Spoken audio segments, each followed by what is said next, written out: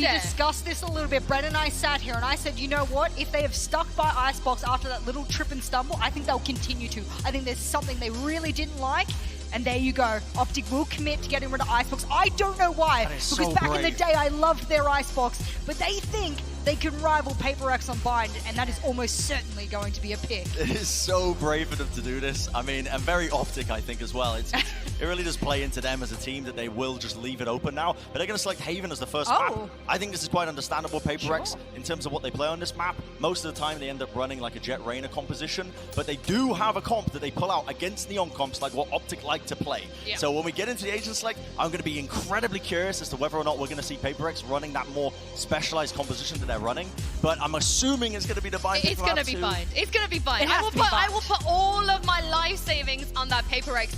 You can't leave Bind open for them and them not to pick it. Remember, Benkai even said Fnatic are the only team brave enough in this tournament to leave Bind open. OPTIC, they've just done it, Jess. It wouldn't make... Yeah, here we go. It would make sense for them to go there. You know what? If you want to be the best team in the world, you have to beat some of the best teams on their best maps. I truly believe that no matter the maps, no matter the pool, you have to be the one that comes out the better team on the day. And that is a statement from OPTIC coming into this map, Vito. It truly is. I mean, I think right now as well, from what I've seen of PRX, they are currently the best Bind team in the world. Yes. I had it in contention with them and Fnatic, and from what I've seen recently of Fnatic, I think I have to hand it to PRX. They just play such a variety of styles, even with that one composition they play. It's not a one-trick pony like it is when, for example, FPX played a Euro comp on Breeze. It's not one-dimensional in that capacity. They have so much that they throw at it, and now the second round of bans come through. Ascent being taken out by OPTIC is quite interesting. We're going to Fracture, surely. We have to be. You got to think about a map that's a nice middle ground for both of these teams. If I had to put money on it, Fracture would be it. I like what I see from both of them, and in fact, some of the impressiveness I've seen from OPTIC on the map as well, especially when we're talking about Neon and the likes. That's something I want to see come back should we get to the third map. If Fracture happens to be it, and Breeze coming out of the pool, that solidifies it. Yeah, it's going to be our third final map that's floated through. I think this is an interesting one for OPTIC as well, because they've been given a bit of an option of what they wanted to play and what they lean towards. And Fracture has been a shaky map as of recently over the course of this tournament. Now, historically, it's been one of their best maps, but recently, I mean, I'm going off the recency bias all the way, because it's the only thing I can really go off of. And it has been a bit shaky, so how they're going to be adjusting and how they're going to be keeping up, I think, with PRX is going to be interesting if it gets to that point in this match. I mean, we talk about pick your poison. In the past, when the team go up against PRX, we're like, we're going to see either Bind or Fracture. You cannot let them have both. But OPTIC, Jess, they are going to let them have both. I have said this only once in this tournament thus far, but if you take a risk of this level and you win that matchup, you have deserved to win through and through. So if OPTIC do come out the victors of this particular matchup, they have done everything and more that is necessity to get to the finals, and I think that is a statement in and of itself.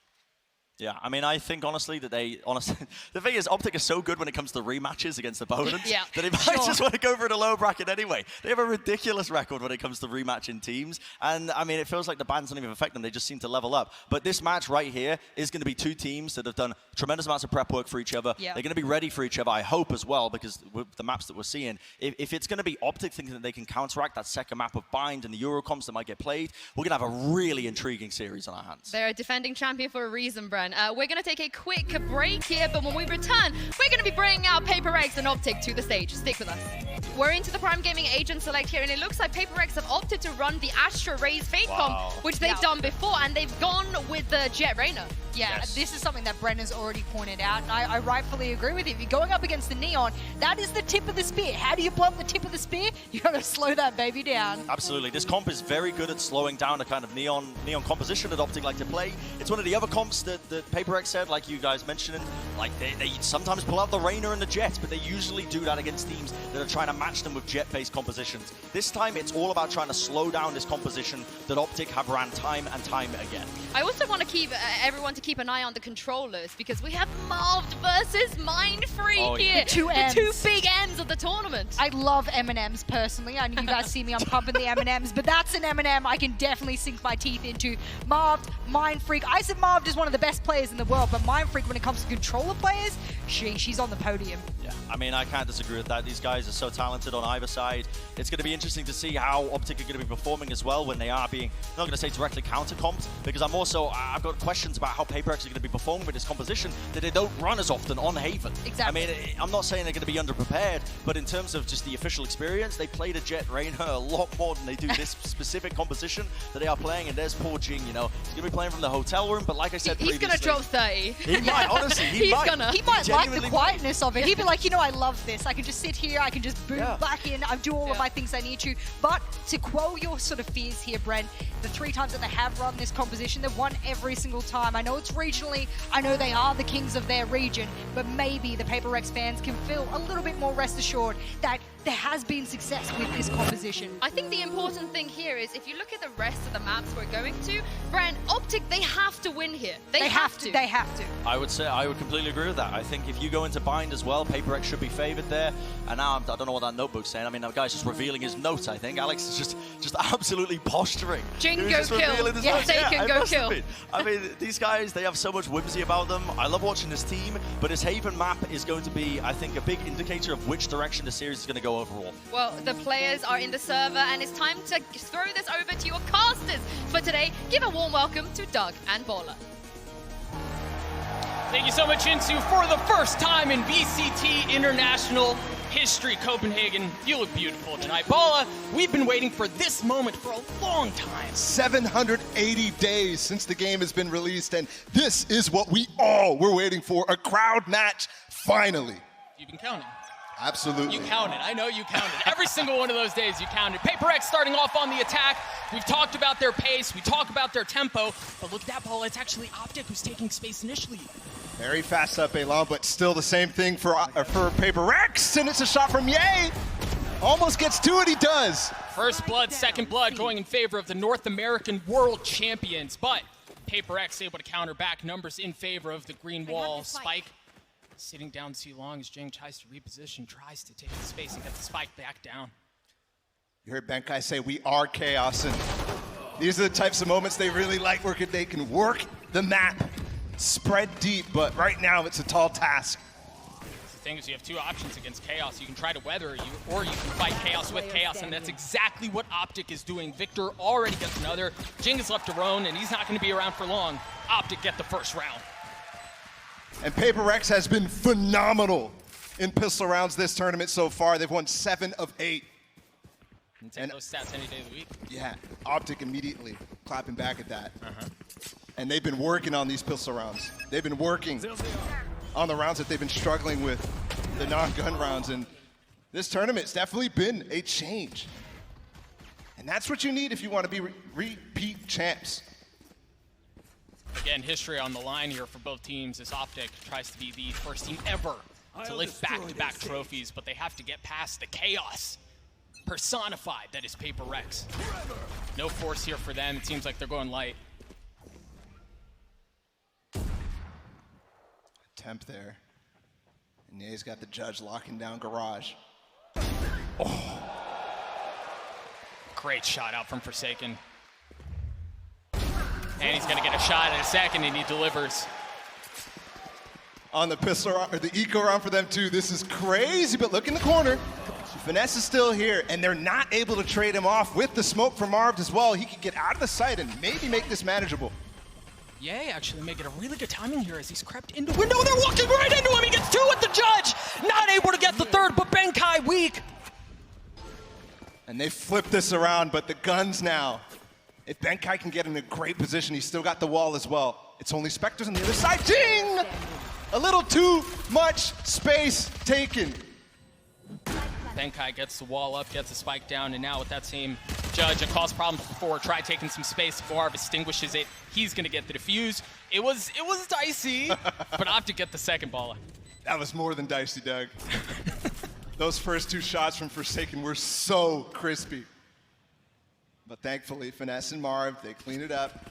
And we do get a conversion on the anti-eco, which in the past, it hasn't been great for OPTIC. This tournament, it has been better, like I just said. And we talk about the comps for a second as well. The Deaths was talking about this was maybe a counter pick, and I would tend to agree because PRX, typically they run the Reyna, they run the double duelist essentially on this map, and we saw that at Masters Reykjavik. But whenever they go up against Neon Comp, they actually run a Sage. They slow it down. Jing trying to go fast. I'm pretty sure he hit his head on the wall there at the very top. Still got the jump though. Bomb buddy out. He just wants to get all the way in that position to force them off of long, force any trap plays off as well, and that Boombot does just that. Yay with another great shot. Oh, he's got the tour de force. He's in trouble. He's got the tour de force, and you're right, it's up close and personal. He's able to land it first. The second just around the corner. No challenge coming through yet. As Divide backs up, slows the round down. Spike still sitting on A long. And both Forsaken and Jing gone. Mind Freak is taking so much space across the middle of the map. He's been insane in moments like this. Super clutch. And that's exactly why he finds the gaps and still going to abuse it. They're not necessarily committing off of this Divide and Mind Freak. Ness has some utility, but not enough to necessarily delay the plant, so Divide will get it down, and now it's a post-plant situation. The thing is, OPTIC have, in some ways, surrounded them. They're going to be able to approach us from multiple areas. But also look at the way PRX is playing. All the way towards the left side, clearing the C-Link. Yeah. So they're not really getting surrounded like it looks like from OPTIC's perspective. The alarm bot is there from Ye. Make sure they don't push out. And Garage Finesse dropping some of their early utility. Divide holding this angle. Spike ticking away. OPTIC's gonna have to go fast. Ye's on the tap. Divide gets the first kill, a 2v2 here. Quickly turns into 2v1. Marv, he's so good in these situations, but can he pull it off? Can he pull it off? He's got it down to 1v1. The spam across, he's got to get on it. He's gonna challenge, he's got to challenge. Divide stops it. And that's a 2v4 for PRX to cancel the bonus from OPTIC. And Ye even started off with the opening kill, grabbed the tour de force, shut down the hit on A. And that exactly was the situation OPTIC wanted to go through at the beginning of the round, but Mind Freak is phenomenal. The desk touched on it. This guy is playing at an absurd level. For what we saw at his international debut, nowhere near that level. He is way above it. And early aggression into A. Victor's already worked his way half down long. It seems like PRX want to go to C. If they can make it the timing, he does. And look at Marv, he's going pushing. There's someone on the other side of the smoke. Jin gets him too. And it's clean. OPTIC just does not expect him to be so far forward without using much. There was a couple of smokes in garage, and Forsaken just finds Ye's TP, and they force that out of him. Spike planted. On other parts of the map, this is definitely going to be a save for OPTIC. What's tough is too, they shouldn't be able to save the op that they brought into the round. Seems like it may just be out of reach. And I think already, PRX is hitting OPTIC with so much out of the prep work that would have been expected from OPTIC coming into this, right? They know they have these two comps. They know they play the double duelist. That one's aggressive. The PRX comp here, though, looks on the surface to be slow, to be controlled. Wait a second. Wait a second, Doug. Neon is all the way in. No way. Oh, my goodness. No way. There's just not enough time. But such a cool attempt from Victor. That'll make you think about it. You don't leave the spike again, not like that. Those two opening kills from PRX, though, definitely not something OPTIC expected, and they're going to have to try to figure out a way to stop it.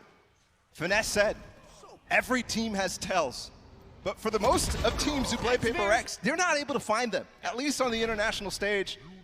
The only team who really worked them is Zeta, and that was still a very close game, so it's going to be difficult no matter what. OPTIC here, a very light buy, obviously the two weapons they saved.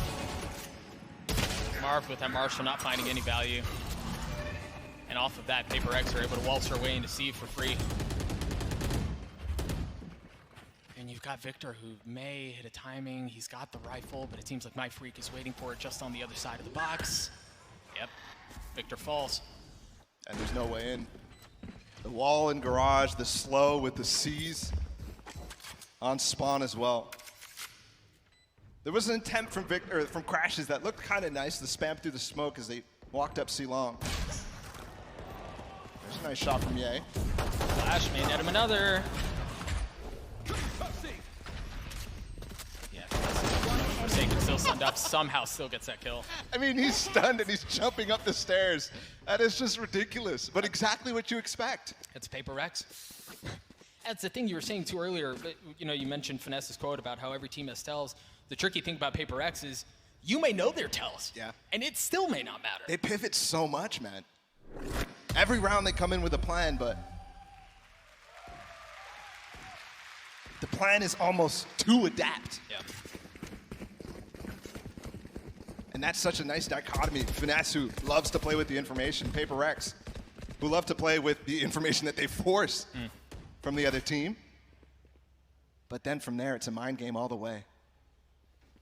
Good time to check in on a few ultimates. PRX has 3 of 5 Divine Jing, also dangerously close to having theirs. While you've got a pseudo-similar situation on the side of OPTIC and Victor, Finesse. Also full guns, full armor on the side of OPTIC. But no op for Ye. Yeah. And that is such a key for him. No way, they already smoked this off early. The trip is too far away. Forsaken is deep in B right now. And once again, Ye is caught. They don't know. Forsaken behind enemy lines. How long does this trap lay in wait? Here. The optimal thing here would definitely be to maybe poke at A, get Ye to rotate. How? And the Prowler doesn't spot it. I mean, it touched him. He's all the way through A link. OPTIC may be in some trouble here, but Victor is able to take care of one. Forsaken on the swing. Now they know there's someone behind enemy lines. The leader for OPTIC down. Number still in favor of PRX as the spike makes its way through. Crashies tries to get it back. No. 40 seconds. Ye is almost in the sight right now. I don't think they know. Oh, Mindfreak turned away at just the wrong time. The Nightfall comes through. Marved again in a clutch situation. Cover going out. 1v2 against Divine and Forsaken. They both went hell. This is so good. Not spotted. But he has no idea. Cover going out. They heard the TP, so he's expecting them to think he's up top. Yeah. Brutal situation there for Marved. But man, well played for PRX. That was so well played. There was an opportunity there though. Crashies, who was stuck A long, and then Ye walking out as well, but one flank was better than the other. If that flash connected for Ye from Marved, maybe there was an opportunity, but Forsaken rips them apart. And that was so fast. Again, they're immediately spotting that trip at the top of B, placing really, really far back, so you can smoke it off like you're gonna do a pop into B. And dodge it entirely. Maybe a little something fast coming out of OPTIC down C long. That's exactly it. There's a paranoia. The dash goes through. Ult online for Victor, but there's no one home. They're going to keep pushing, though. And they have players watching from top window. He's got to find value. Man, that's so far away. How does he still get a kill? He's got himself in an interesting spot. The Prowler is so good. Mess has a rolling thunder, but he's so far away. Rez comes through. As PRX trying to weather the chaos that's thrown their way, and they find themselves with the numbers advantage yet again.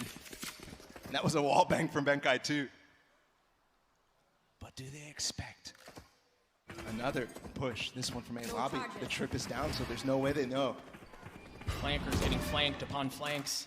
Weapon upgraded for Crashies as he continues his voyage. Finesse has a rolling thunder. He could definitely invest it here. Is he gonna use it? Steps right up. Early bit of utility initially, and Crashies is there. He's been spotted. Devi taking first, the flash swings through. Finesse can't get in on the action quickly enough, and he has nothing but a Sheriff. How do they approach this? The spike goes down. It seems like Crashies is gonna try to reposition. Perhaps they play off that rolling thunder once the wall goes down. Devi is just shoulder peeking long, so he knows Crashies are repositioned at this point. Gun gives Crashies away. He's so weak. Even off the flash, he's not able to find anything. Mindfreak playing behind the wall. Benkai cleans it up. PRX get to 5. And that's 5 in a row. 5 in a row for PRX where it really doesn't feel like OPTIC, at least in that round, that was an eco, they go for their own aggression, but it gets shut down. Good attempts from Marv to TP in, but the reaction from PRX every time, Doug, is so good. In spawn there, divide with the double prowler to shut down Marv. It's so hard to deal with when those reactions are so good to your initial plan that should catch people off guard. And the economy on the side of OPTIC has felt sus at best for the entire half. I think they've had, what, two saves so far. Yeah, 2 saves so far. Certainly not where they want to be. You see OPTIC call a timeout as they try to regain control on the situation. Again, opener in a best of 3. History on the line for both of these teams. And man, PRX, they look entirely unfazed. Yeah. And it's interesting for them to go to Haven. It's actually very difficult to deal with this veto entirely if you're OPTIC. But Haven is the map that they were straying away from at the beginning of the tournament because of their losses in NA, because of their loss to XSET. And it was very similar situations on their first half defensively, struggling. And right now, definitely looking the same type of way, unless OPTIC right here, out of the timeout, which they've been great at, especially in playoffs. But it has to start here. Well, you're going to have EA with the tour de force and then guns the rest of the way. You're absolutely right. It has to start here, Abala. You're going to have to deal with 3 ultimates on the side of PRX, too, including Jing's Showstopper. Victor loves to go for these early info peaks with the speed that he gets from the high gear. You want to play? Let's play. But he doesn't even, so that does speak. Oh, what is that? The satchel up! That's against Ye! What an attempt! You cheeky son of a gun. Now they understand there's no aggression coming down A. They're going to drop the Cosmic Divide and turn their attention towards C. Gravity Well is going to keep Marv to bay at least for now. Perfect nade. Nothing found the paranoia to delay. You see the relay bolts coming through online as well as Marv. Weak, but still back sight. Good reaction so far from OPTIC to the number of shenanigans here. They're just putting the Cosmic Divide down to find if they challenge, and a lot of teams will. But OPTIC decide not to, and PRX now has wasted a lot of utility. The Seize is gone, the nade is gone, a slow is gone. So they've got to rely on gunfights. The thing is, they don't have a ton of time either. And while this Prowler's going A long right now, OPTIC is super comfortable. They've got the trademark down short and Ye holding an off angle long. So they're not worried about it, and that's why they stack this site. Jing dashing his way forward. The Showstopper's not going to find any value, but he swings around. He gets the kill with the Vandal instead. There's the Rolling Thunder that we've been waiting for. They're going to try to take the space back. The thing is, with 15 seconds left, they don't have time for a plan B. They have to go forward. And the green wall does not relent. OPTIC get to 3. That's out of the timeout again for OPTIC. They're so good in those situations, and that was a great adjustment. And they also got hit with that ridiculous Jing boost right here. But doesn't find Ye. That could have changed everything because the setup was hinging on him. That short trademark and then the stack because of it is wonderful stuff. The response is going to be definitely, let's challenge this setup that OPTIC is putting on. But they should know that there was 2 beginning of the round. Victor spotting that haunt early on. Roomba clearing out garage. As you see the barrage of bullets follow shortly after. And there it is. Opener again in favor of Jing. Round after round, they're finding this. A flash for Victor. And Jing wants to punish! He's insane. He's actually insane. Victor stops it. You have an operator in the hands of Ye. Forsaken has one too. He smells Ye. Does he? He was just aiming there. He might not. He didn't. Divide did. Victor gets the kill. Op still in play for Ye. Nothing found yet. Benkai has worked his way up short. The wall goes up again. Is Benkai trying to get the high ground? He's going to spot Ye. He's going to land the shot. He's going to get the kill. Not able to get the second to 1v1. Crashies. Divide. Spike planted. Flash. Crashies swinging around the corner. He hasn't gotten the timing. Just on the other side, he doesn't land the shot, and Divide turns on him! No way. And that's crushing. He definitely had the shot. And I was just saying at the beginning of the round to myself, Victor's starting to go for these peaks. They're starting to go for those flash aggressions in middle. So the confidence was building after the round win, but that is, he's going to be hating himself. And he's great in those situations. Crash is one of the best 1v1 players we have in NA. It's freaking Crashes. Yeah. There. Again, aggression here for Optic, but low buy. Finesse has Guardian on A, and he's the one who's going to be challenged. You see that utility already coming through, the gravity well, the slow roar, now the nightfall. Perhaps the melee bolts can delay just a tad. Forsaken has already worked his way around. And once again, yeah, it was actually Ye who was still on the site, but Forsaken cleans him up. Forsaken gets 3. 15 HP here too. Finesse still up in heaven. Oh, but he's been spotted. He's been had. Spam. Manages to preserve his life, at least for the time being. But they've got nothing. One enemy remaining. Forsaken's working his way towards the ace.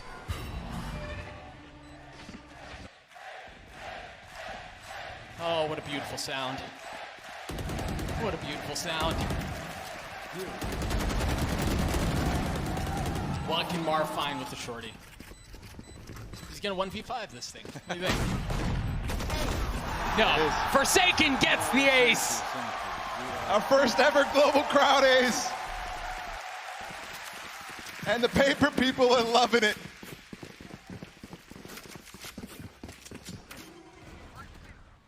These first shots clean. Optic trying to rush the site. And the spray transfer good from Forsaken. He's up at 14-6 now with that round. I mean, they fed it to him on a silver platter too. What a good guy. Guns back in the hands of Optic. You see on the timeline, other than round 8, it's been all PRX. Optic feel like they're hemorrhaging. Double satchel up, or just a single satchel. Is there a challenge? Ooh, that one's shorter, so I don't actually think Jing could get the angle. But it also gives ideas of him hiding there with no information from Optic where he peeks later. Crashies used the Trailblazer there to clear out long, see if anyone was coming. And now off the smoke, perhaps they can pop flash if they feel any sort of threat. Great That's stun. exactly what they do. They could follow up with a flash with Victor stuns, but they don't. Yay with the op. No challenge yet. Yeah, his angles are just so solid. He's up to old levels of first kill success, but so far this game, he's fragging. But not necessarily when he gets the op in his hands. And they're pivoting again. Dude, another round where Forsaken is deep in the site before any contact has been made. They have no idea! Forsaken once again gets behind enemy lines. Crashies this time waiting for it. Takes his ear off like Van Gogh. Forsaken no longer around. Do they even try it? I mean, what do they do? Swapping the ops around. Ye's got the Vandal now. And it's Marved with the op. But this slow makes it so difficult, and there's a star there to turn into a grab well as well. Paranoia. With the nade. Well set up. Absolutely right. And it's all about delay. We've talked about what this composition was built for. It is delay, but can you delay long enough? Can you keep Optic back? Benkai in so much trouble. Yeah, in a 1v2, and he's slow. Into a 1v1. Mind Freak's so weak. He gets a tap, pulls off, swings, land the shots as Ye gets 4, but he's not gonna have enough time.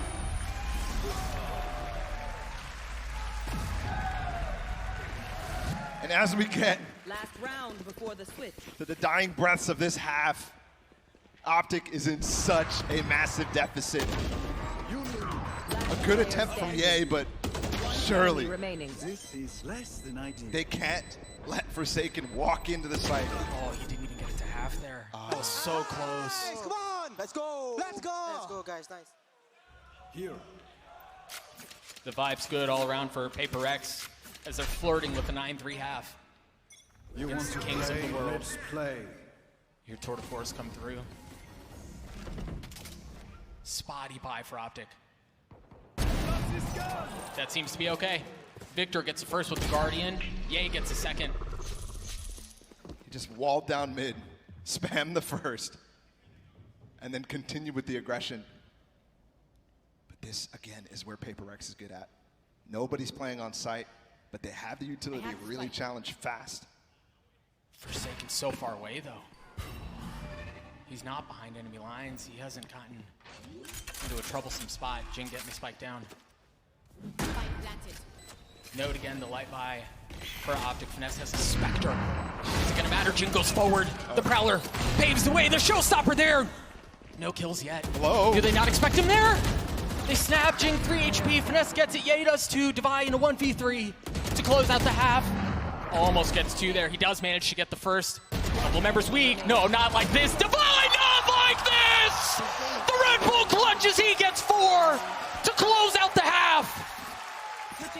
Unreal. Divide is a monster in these low man situations. The 2 versus 4 earlier. And then this here, a backbreaker as the half ends. Gotta watch this again. Goodbye. One enemy And they remaining. were all so low. Finesse just a classic too. We talk about Forsaken. We talk about Benkai, Jing, but Divide is having himself a day. Let's head down to the desk, see what they think about that. I mean, just last match against PRX. And this time they're on the attack side of Haven, which has not been stellar, although this tournament so far, quite good. And this is why Victor on the Neon has been phenomenal on the entries, at least since playoffs has began. But Forsaken's going walkabouts. Of course he is. Jing is too. Forsaken opener on the pistol round. He's immediately out, which gives a false sense of security, and Jing's got the frenzy. If they try to waterfall out a window here, this may be a problem. And yeah, it just gets destroyed. Head to head, this guy's been nuts. And even if Jing doesn't get a kill here, he should get a lot of info as to what's going on, but he does. He gets a kill, and it's a big one as the spike's down. Victor tries dashing across the screen, but he's not able to get the kill. Mind free. Circadian cadence of clicks as he gets the kill. Wonderful stuff. And it's calculated from PRX. We talked about the false sense of security. First off, obviously you know Forsaken's gonna go walkabouts, but then he TPs away, and then he also sets up Jing for this ridiculously difficult position to flush out. And he lets a few by too. I mean, so difficult. And there's not even a bomb plant, nothing like that for Optic, so this is gonna be a tough road back.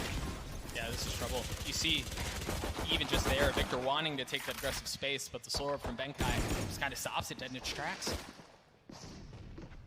But there's aggression all over the map, man. Look across A main.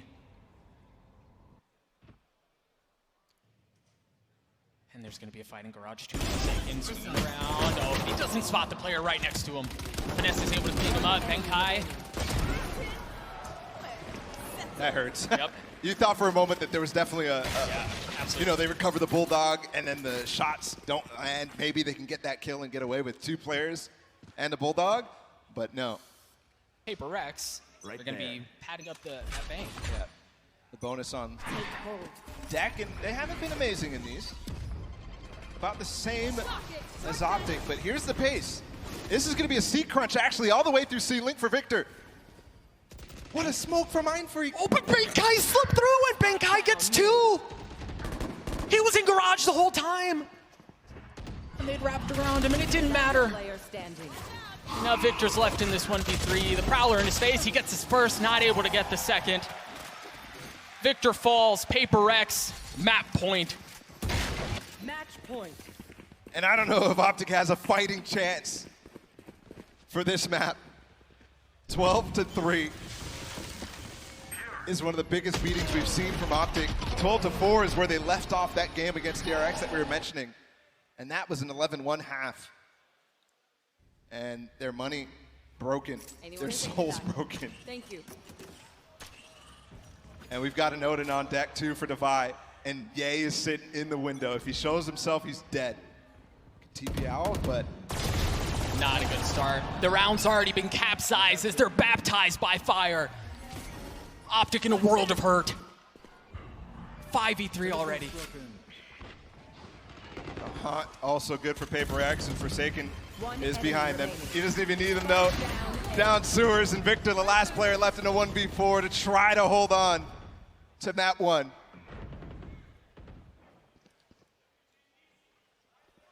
And you know, maybe in other circumstances, perhaps, but with how poor they've been in clutches, it just doesn't matter. 13-3 on the side of PRX to start this series, and if that's not a statement going into bind ball, I don't know what is. Yeah, and they certainly showed up in front of the crowd to start things off. What a game. And what I think is the biggest defeat I think OPTIC has faced on an international stage. Brutal one. And it is so difficult from here. The path only gets harder. The Death said this is a must-win map. And obviously, I don't think that they think that way, but boy, oh boy. But low key, I mean, yeah, kind of. Do we all think that? I mean, we had clutches, we had aces, we had everything PRX just in full form here. And for whatever reason, it just seems like OPTIC like to do it the hard way. They start off tournaments very slow. Now they're starting this off very slow. But yeah, obviously, that's not the path you want to take. Not at all. And you wondered if Bind was going to be in the map pool coming into this, if OPTIC was going to go stray away from Icebox. And I do think that the argument from their perspective was a hard one for them to accept. Sure. But everybody, I think, believed that maybe they should take that off. Maybe they should challenge them on Icebox or Breeze instead. It is very OPTIC, right? To like take that fight head on. We'll see what happens on Bind on the other side of this break. We'll be right back. It is a great day to be a paper girl here in Copenhagen, Denmark. I'm back on the desk with Brent and Jess. I know, Jess, you're repping the green war here. Yeah. But OPTIC, they have just suffered the biggest defeat they have ever faced here on the international stage. Have you been swayed? I'm not yet a paper girl. I still wear the green with pride. I still think that there is possibilities, and this isn't a knockout match, so the copium is really strong for me right now. Yeah. I respect that. They've never lost in the rematches. So. It's a possibility, so I'm hanging on that. Plus the fact that outside of that, we have to give huge props to PRX. That performance was unworldly. The kind of thing to come into a map they haven't played on this international stage yet and say, that's all right, you can pick it, but we're ready on it, is unreal. Plus, a bit of a shout out to the man Divine as well. God, they were all stepping up. And this round in particular is one that I wanted to break down because this was honestly just highlighted how well they've done to counter-strat what they were doing. Victor's lurk through mid here. We didn't see many rounds on it, but Mindfreak places smoke and splits up the C site laterally. You often see it the other way around, but they are just more than ready for exactly how OPTIC are going to be playing this one. More than ready to return with the fire. The trades are instantaneous. Benkai's anchoring down Garage all the time. They came into this map with an incredibly strong game plan of how OPTIC were going to play, and it showed in the scoreline. I mean, 13-3 is absurd. Yeah, as you guys can see on the MVP powered by AWS there, that Jess, Ye got 18 kills when his team got 3 rounds. How? Okay, also, of those 3 rounds, one was a pistol, one was a second round, and only one of the other ones, obviously being the third, was a full buy. That conversion rate is, like, if they hadn't won the pistol, they might have walked away 13-1. Think about that possibility. Obviously, it hurts my heart to talk about this and the fact that we're saying that, but that's an unbelievable scoreline for OPTIC to have. I kind of like it. You love it. When one of the best teams in the world gets stomped, because it shows that, honestly, you've got a fundamental outclass going on. You're so sadistic, I am a bit you weird are, like that. we got to watch out for you. Listen, Doug and Bar as well are going to be annoyed at me saying that because I'm sure they wanted a close map. But overall, when you see an absolute dominating performance like that on the stage, this is a team that came ready and here to play. They have counter-stratted, and now we're going into their home territory and Bind. I mean, what else are we going to see? Yeah, before we move on to that, let's check out this Verizon high-speed moment of the match. Of course, Divide. Jess, look at him here. Did you know he had 100% impact rating? Between the kills, the assists, survival trades, etc. I mean, that's a metric we use to work out whether or not a player is having impacts 100% of the rounds. Every single round in that map, he had an impact, and this was one of his biggest. I didn't expect this clutch to go this way. OPTIC, they're a tight team, they play off of each other. The trades, the triangulation, the crossfiring, that is some of the fundamentals that OPTIC play, and Device splits it down the middle, and he says, you know what, I'll take the 1v1s, I'll use the box to my advantage, and that is an unbelievable amount of game sense that Devi played in that Verizon high-speed moment there. That is, I would absolutely watch that again. You said he wins those, though. You turned to me, you were like, he's going to win I that. could feel it, man. I was watching it, and how, because OPTIC was so out of sync with how they were playing that. And listen, I'm not going to, not to discredit the vibe, because you still have to be skilled to do that. You have to shut down Ye and Marv, who are coming at you from the different angles. But, I mean, just outlandish stuff coming out from the PRX guys. These guys are here to play. And it doesn't matter that they haven't played on the stage up until this point. Like, Devi's been out. He's been in quarantine for most of this tournament. He's out here. And the guy's, like, playing some of the best Valorant we've seen. Against OPTIC as well. I think we forget, like, the opponent that they have, they're going up against. You mentioned this already, Brent, but we're heading on to Bind now. And this is where people usually say it's a free win for PRX. We might as well just give them that win here. I think that they are the best team in the world right now playing Bind. They have so many cool looks when they play their Eurocomp. It's incredibly hard to prepare for because they are so willing to do off-the-cuff plays, stuff that revolves around the TPs. And honestly, Forsaken and Jing, we've been talking loads and loads and loads about them, but it's the support behind it on PRX that makes this team so dominant on this map. It's their ability to set Forsaken up for great things when he's playing that Euro. My biggest worry is that when you go up against a team like PRX on Bind, which is their absolute home playground, this is something that they roam about as if they know it better than anyone else. And you're right, they do. My problem is that if you're OPTIC, you actually have to prepare for your opponent. You can't play your best Valorant because you're constantly having to adapt to what the best Valorant is on the other side of the coin there. That's PRX. That's going to be the most difficult because you're not focused on what it is you need to do. You're focused on what it is they are doing and how you adapt to that. That's very complex. Yeah, I had a chat with Chet today earlier this morning when I saw him, and he said to me, our win condition today is not worrying about PRX. He was like, we just have to do what we do, because the second you alter your game plan, specifically just worrying about the Yoru and them, he feels like that's when you lose. I think he's honestly on the right track in terms of the mentality, because you cannot really prepare for this Eurocomp. They will pull out plays that they have never done before in competitive history. They will combo their utility in ways you cannot prepare for. And that is the biggest key, I think, that OPTIC have, and the biggest trait that they have moving into this series is that experience and being able to adapt on the fly. That's what they're going to lean into now when we're heading into Bind. And I kind of agree with Chet's mentality. If they want to play their own game and kind of ignore that style, I think you can't get sidetracked by that to a degree. You, of course, have to be worried about it, but you can't let it command your entire presence in the server. I think they will have to be incredibly reactive. In fact, they're going to have to be one of the best reactive teams that we've seen throughout this entire tournament. And reacting whilst also implementing your own plan, that is a high-level amount of gameplay that you will only see on a stage like this. So this is the kind of thing that OPTIC need to put up. This is unreal.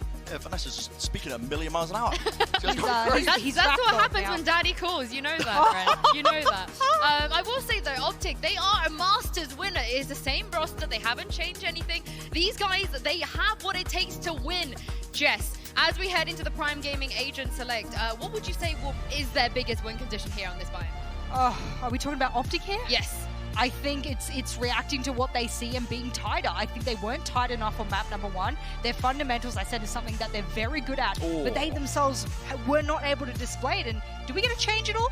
Yeah. Is that what we're seeing here? The PRX composition changing up. This is, I believe they run this again, but my memory is lacking, so I can't remember if they played it too much in officials. But it's a different look. So smart. And yeah, it's so smart. PRX do this. I mean, honestly, even FPX did it when they were running their Euros so much that it became easy to prepare for. But this throws a wrench into things, because now if OPTIC have prepared for this Eurocomp, they're going to find a different one staring back at them. Or conversely, if PRX think they've prepared, but they haven't, and they've already given away the ace up their sleeve, they may have been able to give away one of their biggest win conditions on this map. They're bringing in the double controller. What is happening? What is this? They're going for the double controller. There's no Yoru. I'm a little bit worried for OPTIC, but at the same time, I feel like nobody wants to play against the Yoru anyway. This could be a good opportunity for OPTIC to take this map, though, now. Now that they're playing against something that, I mean, I think the Euro is a comp where you can't prep for it even if you know it's coming, because it's so overwhelming at times. But this is a comp they understand. This is a comp that people have played against them before. You say that, I actually don't think the Euro was one of their biggest win conditions. I think taking space with Jing and being able to flash in for him has been... So if they have that capacity, regardless, I think the Euro, it's flashy, it's nice, it's all of those things. But I don't specifically think that was the win condition for them on their attacking side. So maybe on the defensive, getting intel, being able to respond very quickly, it was. But I think on the attacking side, they'll be safe and set with Jing. I would love to know what's going through FNS and Chet's mind right now, seeing those agents that's coming in. And I also love to know what Doug and Baller make of this. Over to you guys. I'm not going to lie to you. I'm a little disappointed that we're not getting Yoru. I am super disappointed, but I'm also in agreement that it throws out the wrenches and the prep that FNS has FNS and Chat definitely have done on this map. I mean, the whole thing with trying to deal with that comp is how do you prepare for it? Bren mentioned it. Even if you try, you really can't. But PRX throw the ultimate juke and move away from that to this composition that you see here on your screen. OPTIC got beaten. They got battered on map 1, and now they have a chance to punch back map 2. So as we start this, by the way, Bren was right about the comp. This is something that they played PRX multiple times on their way here to Copenhagen. And it's another opening frag for Forsaken onto Ye. He tries to get the orb, but Crashies gets 3. Perhaps a bit greedy. Not able to land the 4th. Victor does, though. Pistol goes in favor of OPTIC. That's the start they needed. That was beautiful stuff from Crashies to swing through their own molly, which obviously didn't get much value, didn't vulnerable anybody, but wow. Then the nade from Victor, too, on the tap of the orb. Well done.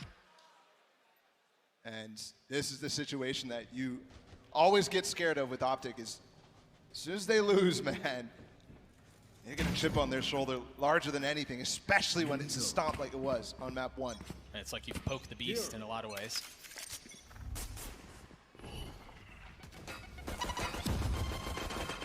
No buy up here from PRX. You see the utility across showers. A lot early spent. Yeah.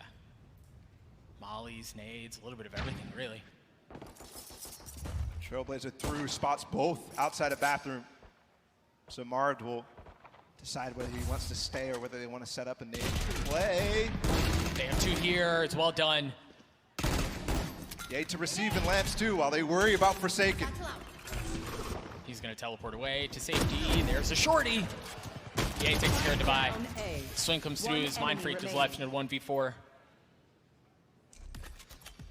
Launching smoke. That was a really, really well played round in all regards to the manner. Mind Freak might have a lot to say about it though, and they have actually rotated off of B. If Finesse is fast enough, he'll be able to cut off the TP. Against 3? Against 2? Okay. Yay with the shorty at the end. Cleans things up as OPTIC at the second. Kill on the Finesse is ridiculous, but they did have the proper setup, and that was definitely an improvement on the last maps. Anti-eco. And this is why we're so terrified. Look at the record for PRX. That's outrageous. But it is different now. Slightly. So what did they lose without the Yoru? I think they lose a lot of the map presence that Yoru was able to provide. He could be on one side of the map and then in the blink another, at least on this attack side. They also lose the immense amount of mind games that go through with the TPs.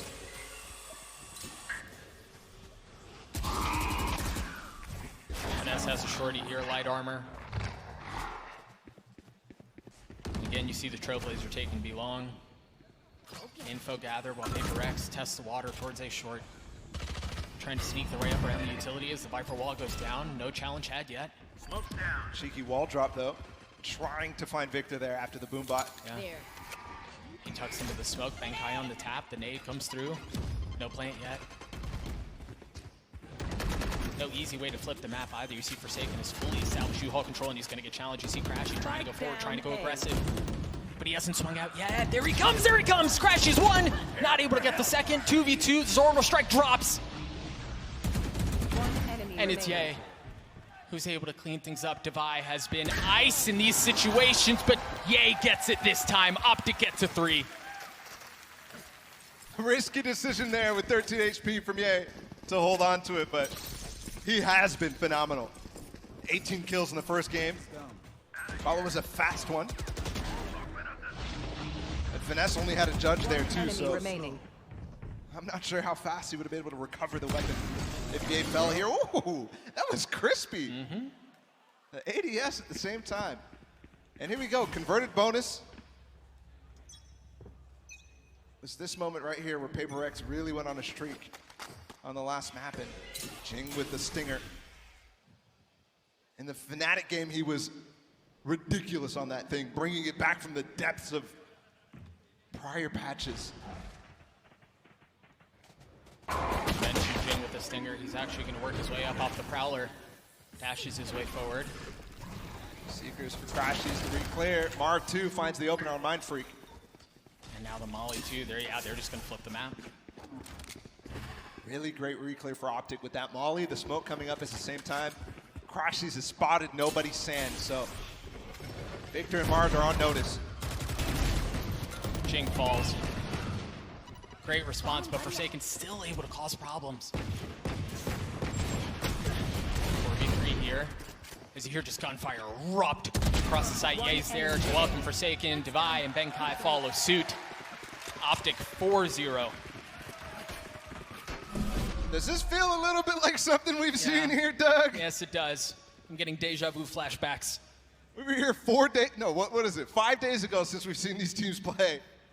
And they got stomped map 1 and then stomped back on map 2. It's only 4-0. PRX with a timeout. Now Alex is going to talk to the team and figure out how to plug the gaps like they did on Haven. Yeah, it is early, but you can kind of feel it, right? It's like it's a thickening in the air before a storm. Optic are in a position here to where they can make something happen. Yeah.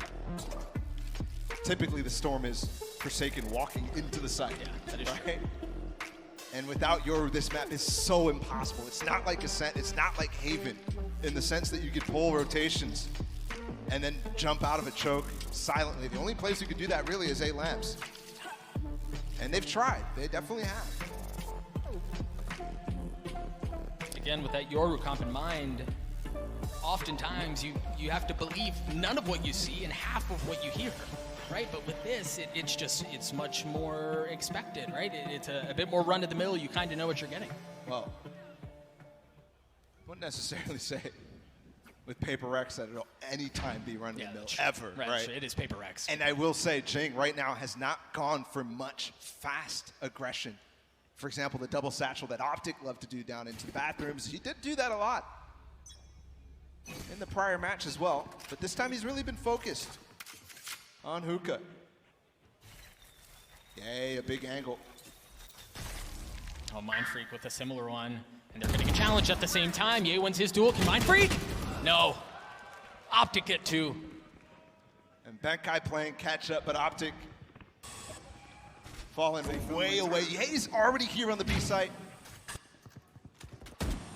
Cheng is still flirting around in Hookah, but the spike is on the other side of the map. Looks like it's going to join him, though. Can Benkai play spoiler? Spots Victor, shot's not landing. Wall allows him to fall back. Meanwhile, Finesse has pushed himself all the way into Octacon, so Ye has to challenge Jing, and he will fall. And he gets a second? Down B. Finesse was able to take care of Divai, but that was it. Now Jing with 70 HP. Molly can take it down fast. Be careful, yeah, he gets the spike down, and he manages to preserve his life. He tries to get up top, 24 HP. He's in a 1v3, and no antics this time. Marv cleans him up. They're going to get the defuse. Optic get to 5. In a row, too. And Marv now has the ult. Victor has his ult, too. We've seen so many good trap plays from Optic, but in that round, yeah, definitely, after losing the original kill from Forsaken, which, by the way, was completely dry all along here. Just running it by himself, playing the TP, playing his anchor. And Ye's too fast for that. And really, the one bright spot on the first map, you see he's able to continue his antics, but this time it's war by committee. Crashy's playing very well as well. Alex not happy about this round, or at least the match, how it's going so far. Tour de force through, a flash down long towards Fountain. And once again, space taken on showers from Optic. Look at the pressure that they're already able to apply. Victor has no way out of this. He's gonna go forward, and he gets one with the showstopper! Tries to get the second, and he does! And you never see PRX walking into trap plays of their opponents. One enemy remaining. They're just jumping through the decay there, and Finesse is just able to clean it up. Marv on the TP, though, does give Mind Freak a little something. He's gonna need a lot of something. With no armor, with 47 HP. Yeah, he's behind him, too. Finesse is getting 3Ks, Optic get to 6. We thought it was a whirling dervish of pain on the side of PRX before. Yeah. I mean, come on. They thought they had Victor dead to rights with that nade, with the molly as well, which would have instantly killed him. Yeah, it was a great setup. And then Finesse as well, who set up the showstopper as well. There was a vulnerable coming in with the snake bite.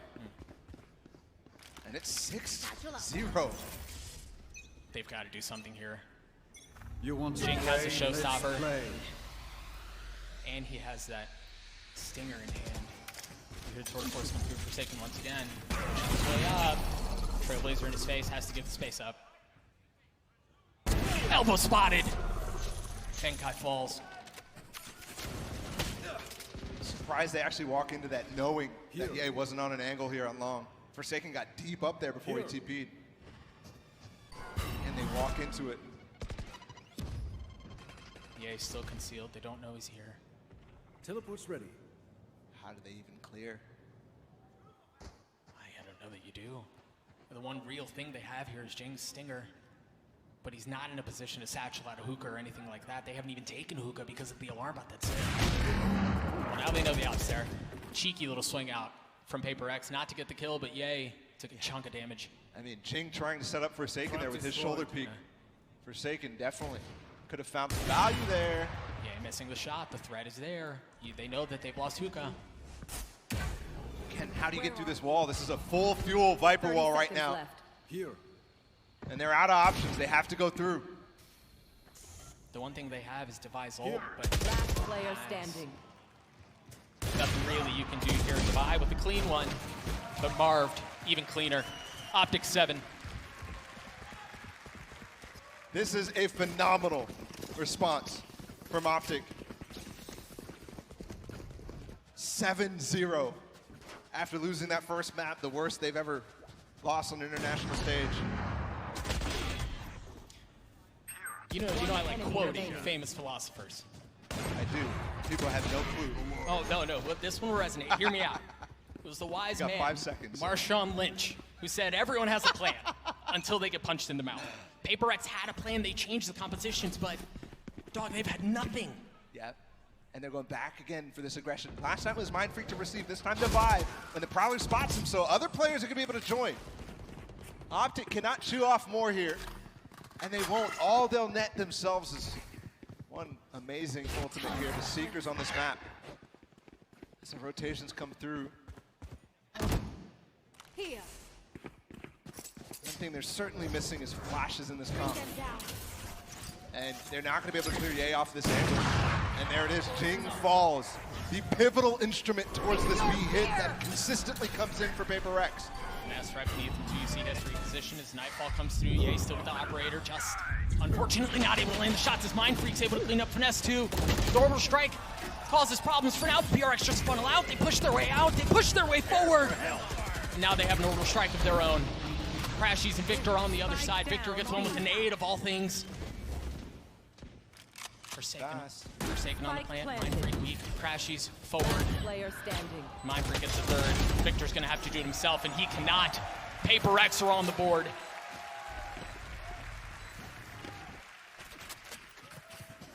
But it's still a long path ahead. One round here on their attacking side. A place where they cause so much problems over and over. Right now, OPTIC seems to be completely happy with what they're throwing at them. I do think that PRX on that round, they were in a position that I certainly did not expect them to be able to win, especially after that orbital strike. It felt like 3 players were mollied in the middle of that, so quite shocking. They've got 2 players boosted up on elevation here, and they haven't hit this A site in quite a while, so OPTIC making the perfect play. Jing, we have liftoff, and it's a no-fly zone! The showstopper finds nothing as Marv gets him! 4v4 here, you hear the Viper's pick come through. Zenkai tries to shroud what he's up to on the side, and he does. Forsaken takes care of Ye. Demons exercise as PRX look to put together a beautiful round.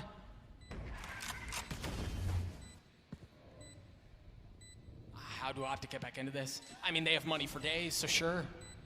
Risk it, why not? One enemy remaining. Crashy's entirely outnumbered, and they know where he is. They smell blood in the water. But perhaps Crashy's is a shark. He's gotten 2. Time not on his side, though, and you still have to deal with the Viper Spin. Mindfreak cleans him up. PRX get the second. A chance there. They took down Mindfreak. Benkai low. W Gaming here, full force. As they cling together too, and this is the streak of rounds that is instrumental to success right now. Shut down the momentum, the motivation. From OPTIC. Gotcha. For Marv to shut down the showstopper early. They thought that was a win condition, but immediately he gets traded out. That was a hell of a shot too, man. Timeout coming through for OPTIC, as PRX have won the last 2 rounds. And perhaps we're flirting with something here where the rounds come in bunches. OPTIC had won 7 straight before PRX found some of their footing, and that's why you see chat call it here. Got to make this as brutal as possible to make the second half comeback impossible. And the things that worked there, honestly, was the late round trading, the late round decision making for them to get up close. Because both of those situations, OPTIC got the initial kill. So these are definitely not, you know, crazy fluke rounds. This is PRX really putting something together here. And they have switched the wall. More traditional here for Benkai to lurk up into the lamps. And oftentimes that is very, very intended to punish Chambers in this situation. And Ye is there at lamps.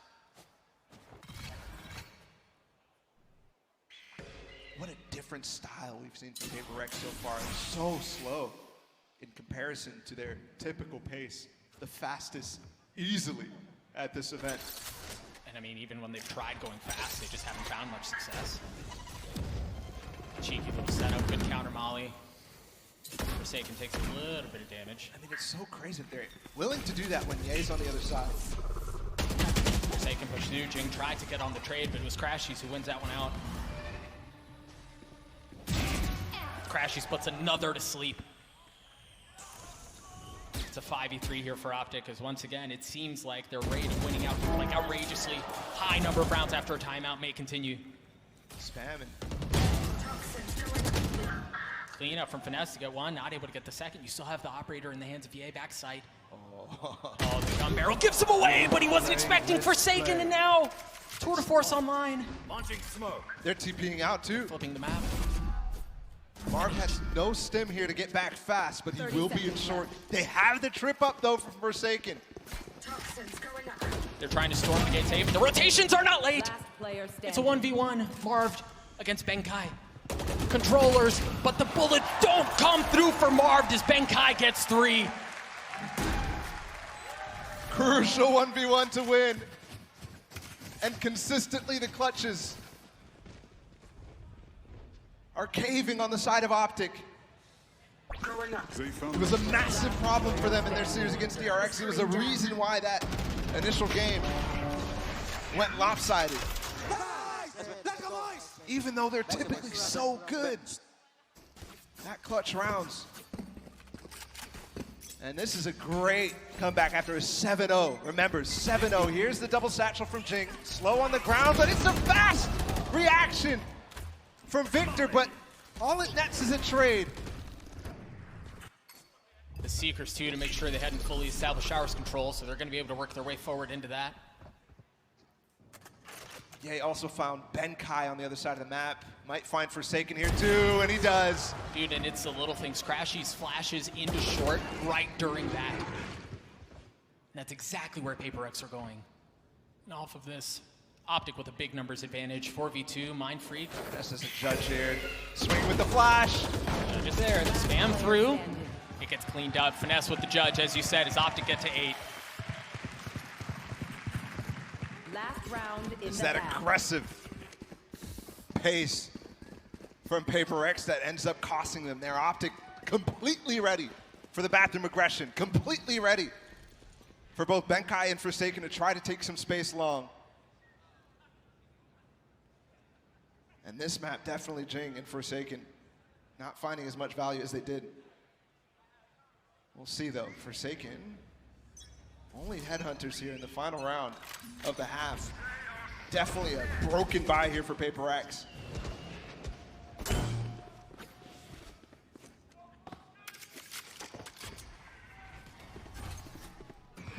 PRX was a non-existent buy, man. The operator in the hands of Marv, just Jing falls. Copenhagen and Brimstone Ops. They have a better duo, and he gets it again! Oh, shot. Marv gets a second. You see Victor trying to play in a spot where he's able to welcome them, and yay, with the tour de force on the other side. Marv in the middle of all that gets that off, but finally a shot missed. They'll have Victor to back him up though, and it will net the kill and potentially net the half and respond right back to PRX with a 9-3 of their own. That guy just on the other side, he switches over to the Vandal. Prime Gaming Flawless comes through as Ye takes care of Benkai. A 9-3 half response for Optic after the bludgeoning that they took on map 1. Yeah. Excellent response. I mean, I'm wondering if all that people talking that Finesse was doing at the beginning of the game was them completely breathing a sigh of relief. After they see no Yoru here, this definitely did not work out for PRX, at least on this half. And this is what I was mentioning, Marv getting off that orbital strike in the middle of fighting on both sides. Perfect for EA to be able to pinch them as they go for the TP. An excellent response out from Optic. Watch the throne, because kings kill when princes feel power.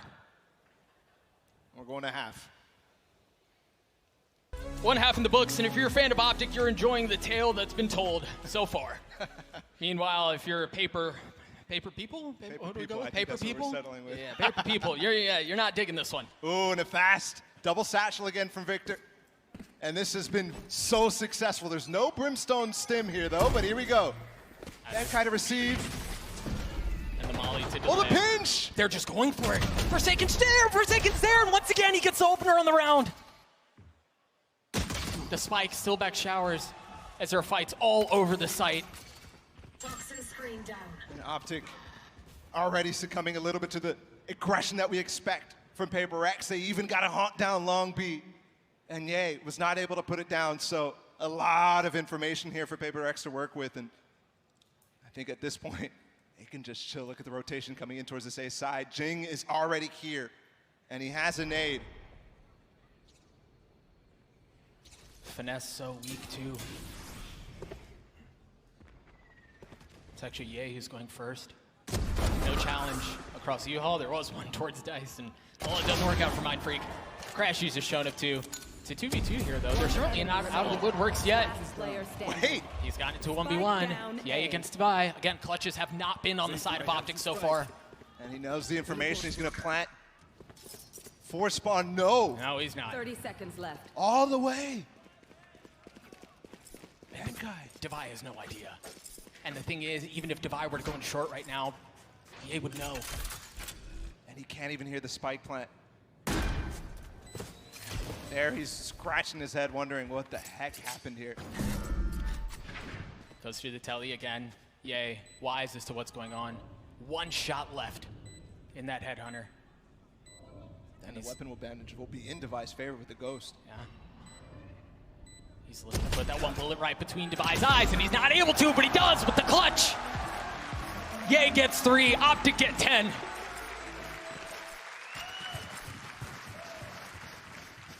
And the pistol round for the leaders this time too. Optic received the statement, received the letter of intent from PRX, and nice round, Jay. they send back a cease and desist on a map that has been completely undefeated, spotless for PRX right here. And look at this. Off the backs of that clutch from Ye, PRX is going to say, let's go for a buy here. There's a lot of SMGs here. A Stinger, 2 Spectres. While Optic looking to spoil that day, they still have the gun advantage, even with the investment on the side of PRX. Preemptively firing the peak there from Ye. Not looking for the Prowler, looking for somebody walking down with it.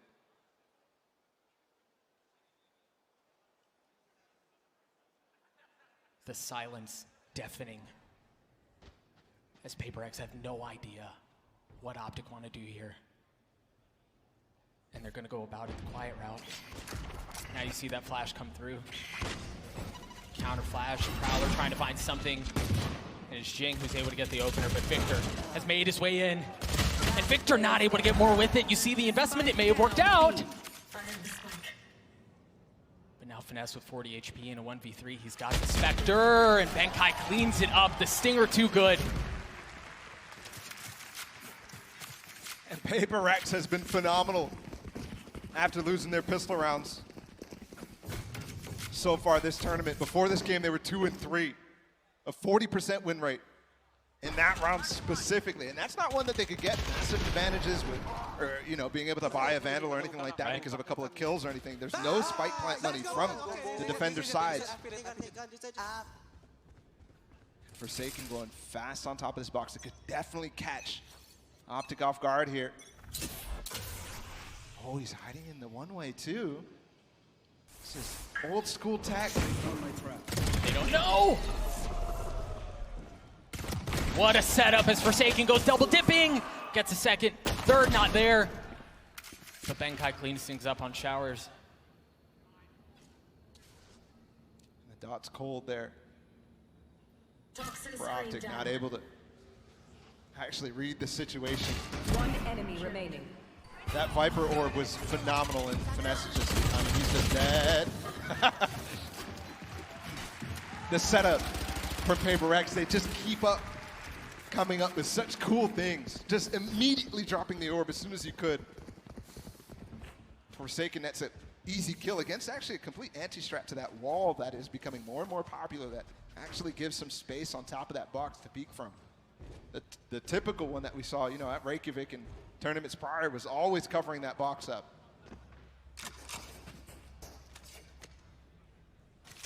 Would you look at that ball? We had a little, oh, well, we had a little dual op setup. EA decides to go for the Vandal. Forsaken still has it. Gonna challenge into short, but again, no one there. Nice trap here for Victor. They're gonna get the flash, and oh, Mind Freak not able to escape, but gets the one anyways.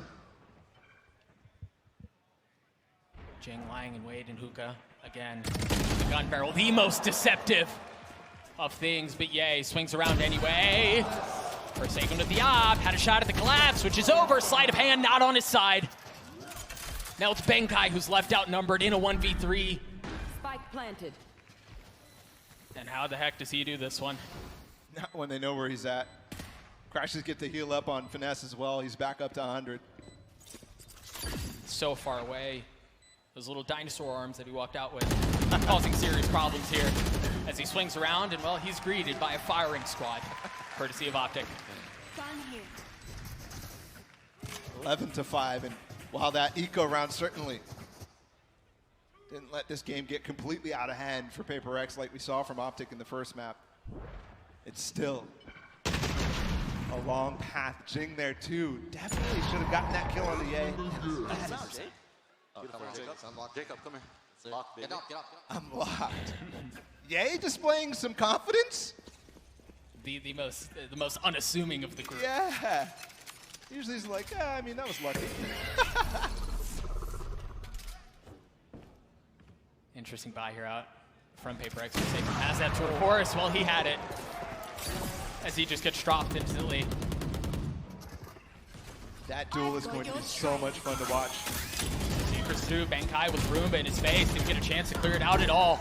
As Victor won with the nade, as he's going up top, he's going deeper, he's looking for more. Viper's Pit to conceal anything that's happening on the site. These execute super clean here from Optic. The amount of utility that's on that spawn door, the pipes exit, ridiculous to deal with. And it forces you to be peeking when they're walking out of bathroom. So that's just easy kills to clean up for Optic. Yeah, I don't think PRX want the heat, man.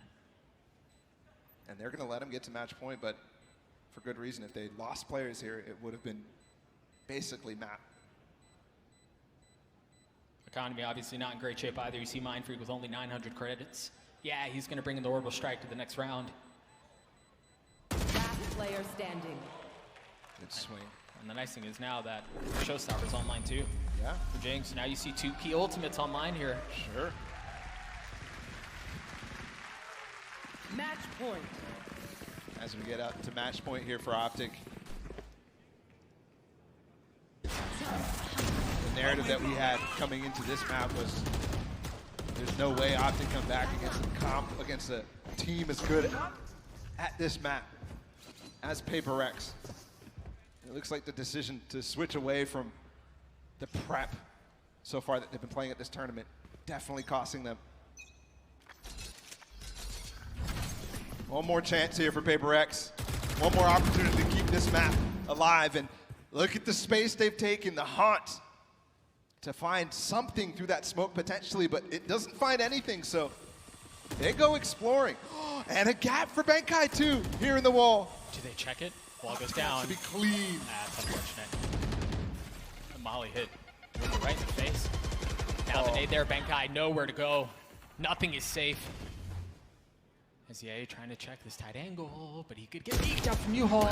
There's the challenge, Overstrike comes through. We mentioned that ult at the beginning of the round. Looking for Forsaken too. Do they rotate back into his lap? Love the way that Mind Freak is playing this. He's just waiting. Patiently, he gets a big kill.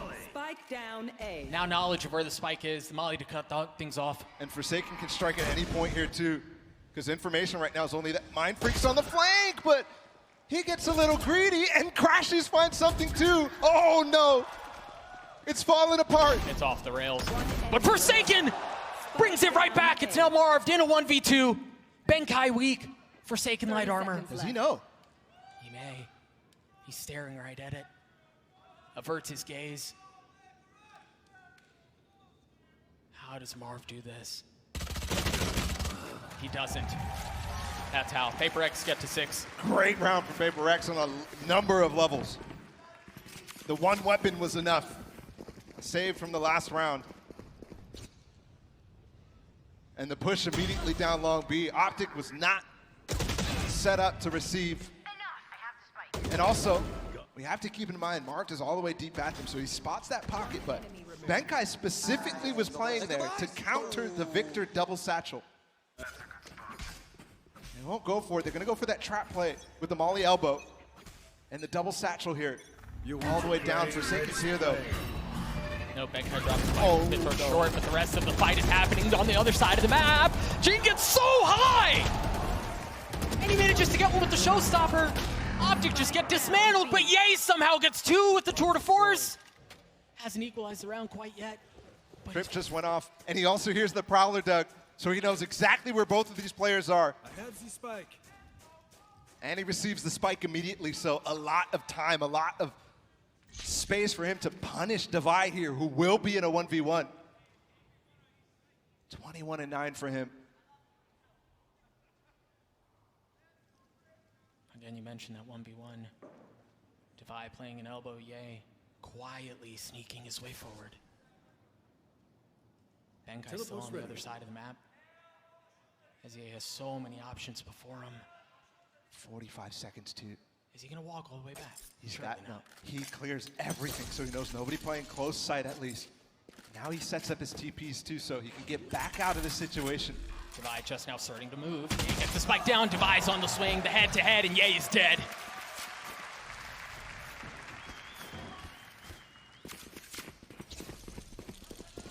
And what started a few rounds ago now for PRX looks certainly real.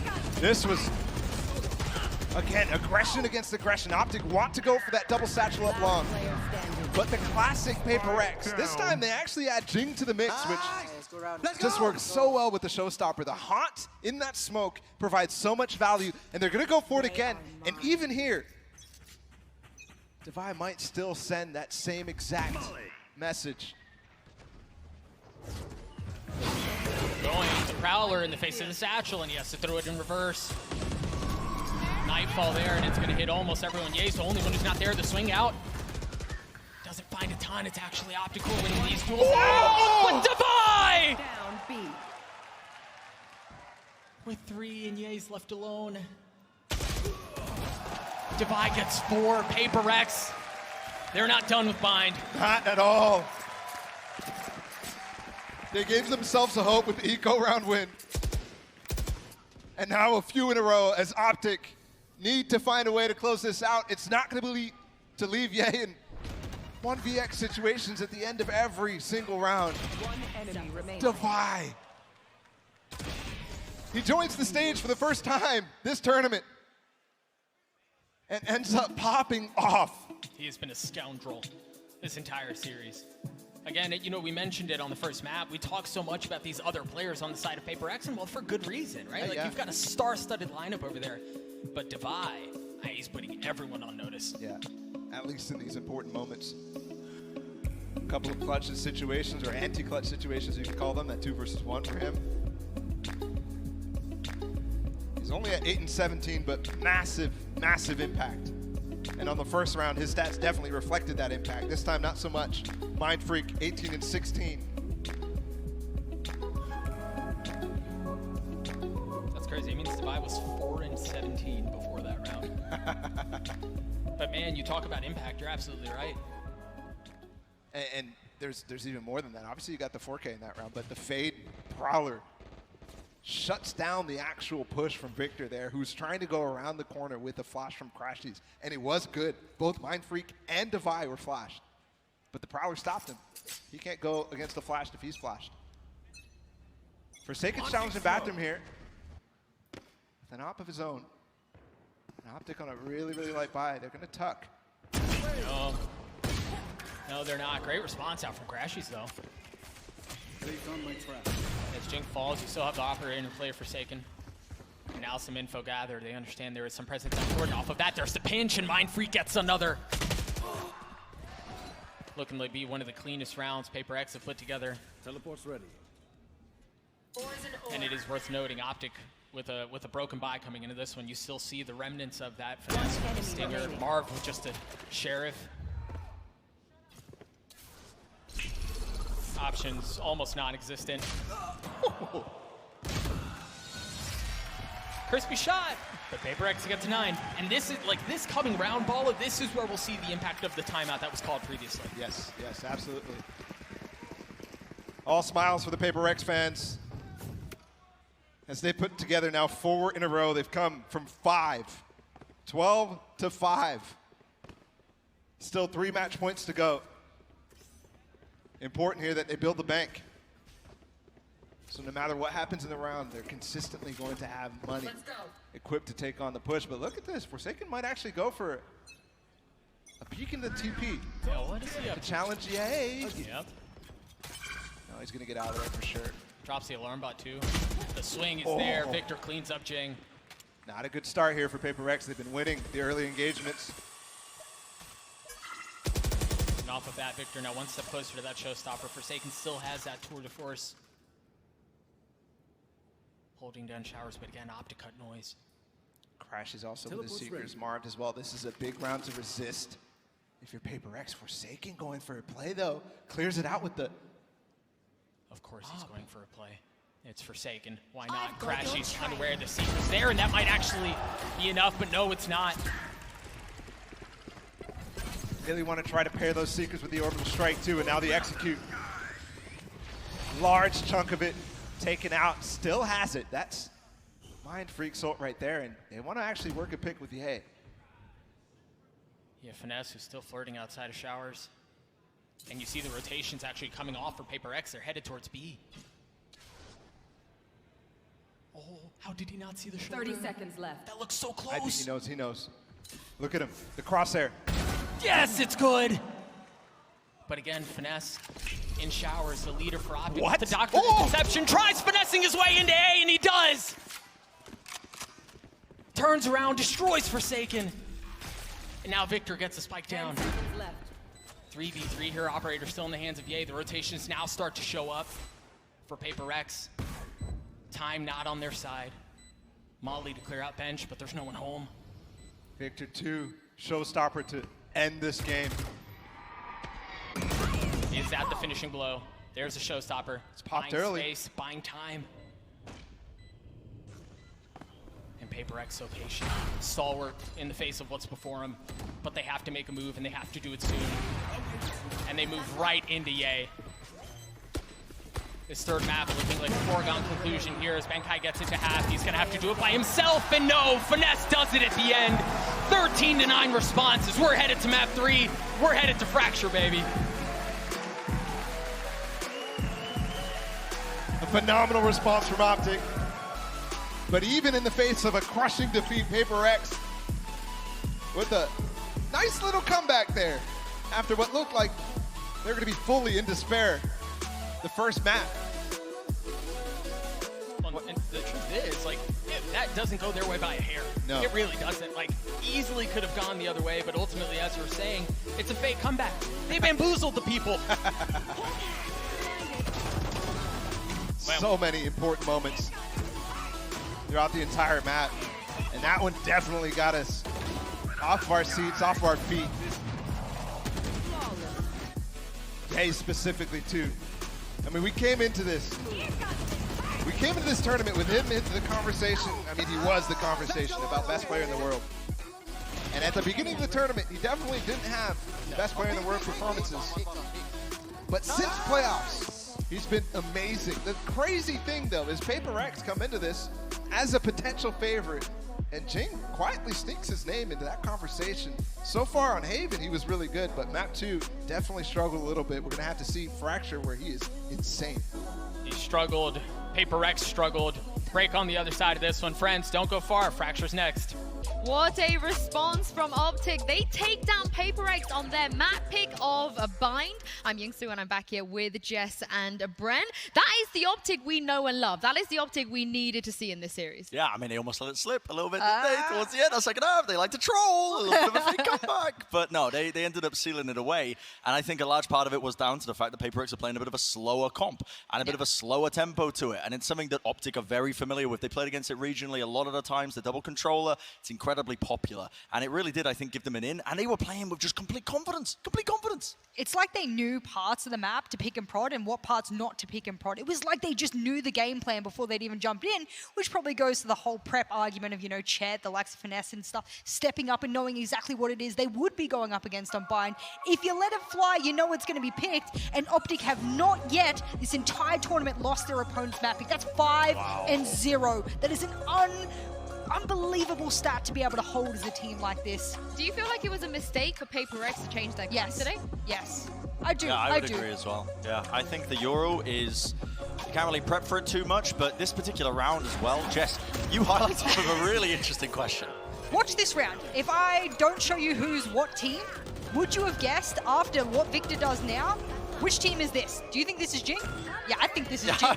I think this is Jing. I think this is PRX. The fact that they can give PRX a taste of their own medicine in attacking strategy is nice. It wasn't as formidably fast as we know Jing to be, but it gave me flashes of what PRX were known to be great at when it comes to Bind, and now, well, it's OPTIC's playground now. Yeah, we're going into Fracture, and I mean, I've got some big questions, I think, largely about, you know, what OPTIC are going to be doing in terms of their preparation, how they're going to be turning it back, because their Fracture's been up and down. It's a map that I think they would consider to be one of their best ones, but maybe not so much these days, just off the back of the fact that, you know, these guys did float Fracture as a map in this pool. But one play in particular I really wanted to highlight is Ye, because this guy, we said it, we got a little bit of a listen in, he said he's locked in. Locked in. He looks great today. I mean, Jing's been a bit quiet, but Ye has been having the performance of his life. A lot of people criticized him in the beginning of this tournament. I don't think that anybody is criticizing him right now. No, I mean, the guy is just on fire right now. And honestly, it's a dangerous element. You're heading into the next map. If he keeps this moving forwards, this kind of form, this is world-class, world championship caliber, which we already know. These guys have achieved it in the past. Yeah, I think Ye being on the tip-top of his game is great. There's also another player we have to highlight if we're speaking about Fracture. Victor, going to be another linchpin of their attacking and defensive strategy, of course. It's just going to be the whole game plan for OPTIC now. They know they can do it on the best playground of PRX. They can wipe away that fear a little bit. Now they go into a bit more of an even playing ground. Yes, the DRX result worries me a little bit, but I think there's an opportunity to reset. This is a brand new environment for them to sit on there and prove that the Fracture isn't wishy-washy for them always. How even is this playground, though? I mean, I know we want to ignore what happened against DRX, but it feels like we can't, really. No, I mean, honestly, honestly, I think PRX are a team they're going to be probably coming into this next one with a lot of confidence. They started off this map with not a lot of confidence, which was surprising. They were really uneager to trade each other out, take risks, and make plays as well in the early portions of Bind, and it cost them heavily. They got to be coming in with a bit of a reset mindset now. I mean, it has to be a core takeaway. And for OPTIC, I don't know. My brain's empty. My head's empty. I got no thoughts. Isn't it always empty though, Bren? It's always empty. Yeah, I'm absolutely the desk's himbo, and I'll defend that title to my dying breath. But yeah, I don't really know what to expect from this team because they've been just so up and down on Fracture recently. Yeah, I mean, let's talk about Fracture a little bit more. This is a decider. I think I was definitely quite surprised that OPTIC let through Bind and Fracture, but after seeing Bind, they have a plan. They have a plan. Look, you can look at the stats, and I'm usually, you know me, I'm the stats-heavy girl. I will go back and I will say, well, they've only ever lost once on this map. They have a perfect international record on this map. This is a map that, you know, PRX should win through and through. But I don't think the stats fairly dictate the variables we have on stage right now. You've got an OPTIC that have won their opponent's map pick, one they thought themselves they would win, and you're coming into an environment where that's the up against DRX, lights fires under very formidable teams like OPTIC's butts. They're going to be sitting there going, we lost that against DRX quite heavily, and we've learned a lot of lessons from that. That's a dangerous opponent to go up against. We're talking about OPTIC in like rematches. I'm talking about OPTIC on the micro level of rematches against themselves on maps. Do they lose? Not very often. It's going to be really intriguing, I think, moving into the next map, because a lot of questions for it. I know last time as well, PRX, I had to refresh my memory on this, but they did move away from the double duelist comp that they liked to play the last time they played Fracture. They ended up playing Jing on Sage, and it was a bit of a sticking point for them. So I liked it. When we get into the later, I think it limited him too much, personally. You think? Yes, okay. Because normally he's playing the Raze, and normally he's hyper-aggressive, and he's able to set up a lot of the plays. I want to see them return to that, because to me, it speaks that they are playing with confidence, and they're coming into this with confidence, which was, I think, one of the things they were massively lacking at the start of Bind. They found it towards the end of the series, but it's too late. They weren't afforded a buffer. You didn't have any more opportunities to give, any more rounds to give. It was a bit of a comeback, but it was a fake comeback. I know you said the lack of confidence on the side of PRX, but I feel like Forsaken has been the consistency on that team today, where I haven't seen any of that from him. Some of the other players, I feel like you said, Jing has been a little bit quiet, but Forsaken versus Victor, this is going to be really spicy. Yes, I'm looking forward to it. I think whatever ends up happening as well, it's as well that old storyline that rears its head about Victor performing well. Jesse brought it up earlier. I think it is a huge part for OPTIC having success on maps, is when Victor feels comfortable and is popping off. So far, it's been a little bit tempered in this series, I would say. On this particular map, Victor does have to have a big showing. That is his role. That is the agent upon which is entrusted upon him, and to make the space, to take the space. We saw on Bind, they know the power positions on the map that are expected that PRX are going to take. If they want to stop them at the door and they want to keep up this whole attitude of these are the power positions, we own them, you can't get in without a lot of utility, and by that point we fade back. I like that. I think that works. I think they have a very clear understanding that PRX uses momentum in the early round to the mid round based off those positions on the map. If they keep holding these power angles, they keep fighting for those spots, I really think Fracture's a map where it's very difficult to regain that space. Once you have it, it's rather yours, and that is where the momentum comes the mid to late round. I'd like to see how OPTIC adapts to that. I mean, of course, winning this gets you a spot in the grand finals on Sunday. It also means that you will get 2 bans, not just 1 ban, but 2 on that day, and that is a massive advantage if you look at the fact that Fnatic and FPX are the 2 teams you're going to have to face, and they have weaknesses, so you can force them onto their weaknesses. So this is a really, really important map here. I think having that advantage is why, even though we say this is not a knockout game, the stakes for me couldn't be higher. If I was one of the coaches sitting down, if I'm Chet, if I'm Alex, and I'm looking at this, I say to the boys, this is the match we got to win, because it almost guarantees a leg up in the finals. Yeah. Well, we're into the Prime Gaming Agent Select, and now, again, Bren, you mentioned you don't want to see the Sage here. Do you think that's going to be the change that's going to make a difference? Yeah, I think putting Jing back on the Raze gives him a bit more confidence. It's the role he's comfortable with as well. He looked uncomfortable last time they played that comp. I actually spoke to Benkai after that match shortly after. He heard you. Yeah, I mean, and he said it's a comp that they do actually play. I mean, they haven't played it much in terms of their official matches, but they have 2 versions of it depending on what they're up against. But Jing is going to be playing the Raze, which I am a huge fan of. It goes back to that confidence-driven composition, and I think that's what you need when you're going up against a team like OPTIC. They have not let their foot off the gas, despite the fact that they got absolutely flattened in map number 1. I like it. I think it will go towards that confidence level you're speaking about. I think this last map is going to be that area where they have to. Obviously, Crash is on the KO. Spoke about him being the clutch master, the power position holder. He is going to be a linchpin just beside the Neon of Victor. I'm wondering whether or not it's going to be a Neon head-to-head kind of thing. Do we come back at halftime and we say, look at this, look what they're able to do? I'd like to see that, but I think that there's so many key stakeholders in both of these teams around the map that I'm yet to be fully sold. Yeah, it's definitely something to keep an eye on, I think, as we head deeper into this map. And I love as well that, we're really just retelling the stakes of this one. You win this one, you go to the finals. You get 2 map bans as well. If you end up winning this one, it is a hyper-important match. Potentially one of the most important ones of both of these players on each side's careers. But also the lower bracket is way too scary. I don't think you want to be dropping down there to face FPX or Fnatic. And also, that also gives you an extra day where the upper bracket team can prep. That is so important. A lot of people forget that if you have an entire 24 hours to work with, players at this level, coaches, support staff of this level, that is a lifetime of time to be able to work with to prep for one of 2 opponents. And maybe you could just prep for both. It's heaps of time. So let's see who is able to snag that by its tail. Let's see indeed as we head into the final map with your casters, Doug and Bola. Thank you so much, Sue. Gird your loins, hang on to your butts. We're headed to Fracture, and what a perfect place to decide who wins this series. I mean, Bala, you talk about fast versus fast, you talk about OPTIC being the ones who pioneered the Neon on this map. It just doesn't get any better. I mean, this matchup already was so interesting with that factor involved. And right away, look at PRX. They want to go fast against OPTIC here, and he's got a great setup on top of the box. High-low with Marv. Color me shocked. They wanted to go fast. Divide with a great trade. As you see, Jing tries to get up top and just drop down instantly. Mind Freak not able to find more than one. Finesse weak. Benkai is 2. He drops Finesse. There's the swing out.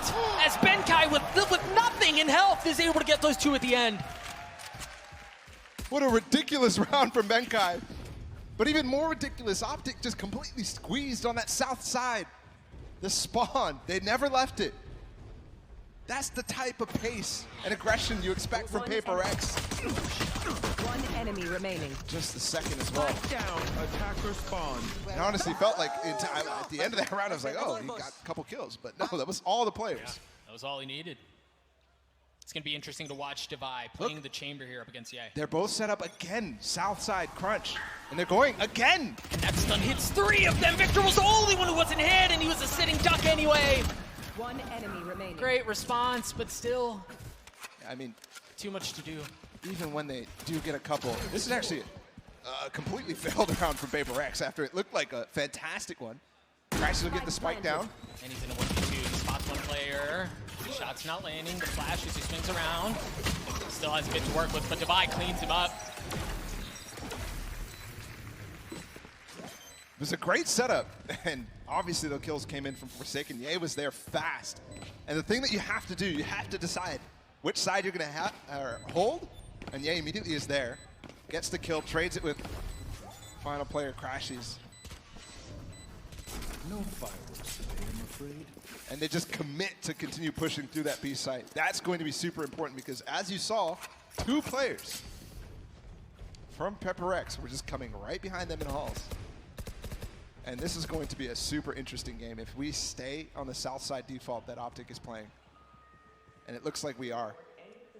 Mate, I'm not going to lay out of you. I don't care if we stay there, if we go somewhere else. I just want that pace the entire time. Well, PRX is the first one to renege on the contract that they had. Because they're going up for this north side crunch this time. And it could cost them because OPTIC looked like they want to just go fast towards the classic B execute. And they're going to be stuck in arcade. And there's a lot of space still possible here for OPTIC to take. There it is, the fast lane, the flashes as Victor tries to find space, and he does. He's made his way up to tower. Unscathed so far, but the challenge just on the other side. He swings out. Oh, no. Yeah, he overstays his welcome. That's the danger when you push into that kind of thing, but still, OPTIC have a chance at this. Marv is weak. He gets into 1v1, and Marv! Ice in his veins as he gets 3. Keeps Crashies up 2 as we go into the next.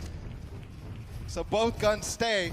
And even though he didn't get picked up, that as long as he doesn't fall completely at the end of the round, he'll be right back into it. Look at this from Mark. The second shot. Oh, the third. God. All of them. Good shot, Jimmy. Go.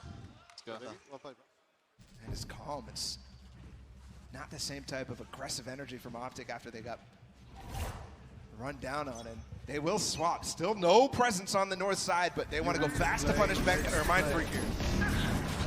And it's actually Ye who welcomes that aggression. Victor takes a bit of his own into the lap of Mindfreak and dismisses him. Again, these rounds, they play out so quickly. Opening seconds of the round, and it almost feels like it's decided. Spike planted. This is the type of play you expect to be countering PRX, and right now, so far, looks like it will. Defy looking to find some value with that tour de force. Again, in a 3v5. The nice thing is he has plenty of options to pick from. 5 targets on the other side. Can he even find one? They're already saving. Defy just wants to find something with the tour de force. I know he's not even going to get a chance, it doesn't look like. I mean, he will if he just opens up the door. Knock, knock. The chance you want? Nothing. Clean round out from OPTIC. They weathered the aggression coming to them from the western side of the map. They applied a bit of their own on the eastern side, and it was a win all around. Yeah.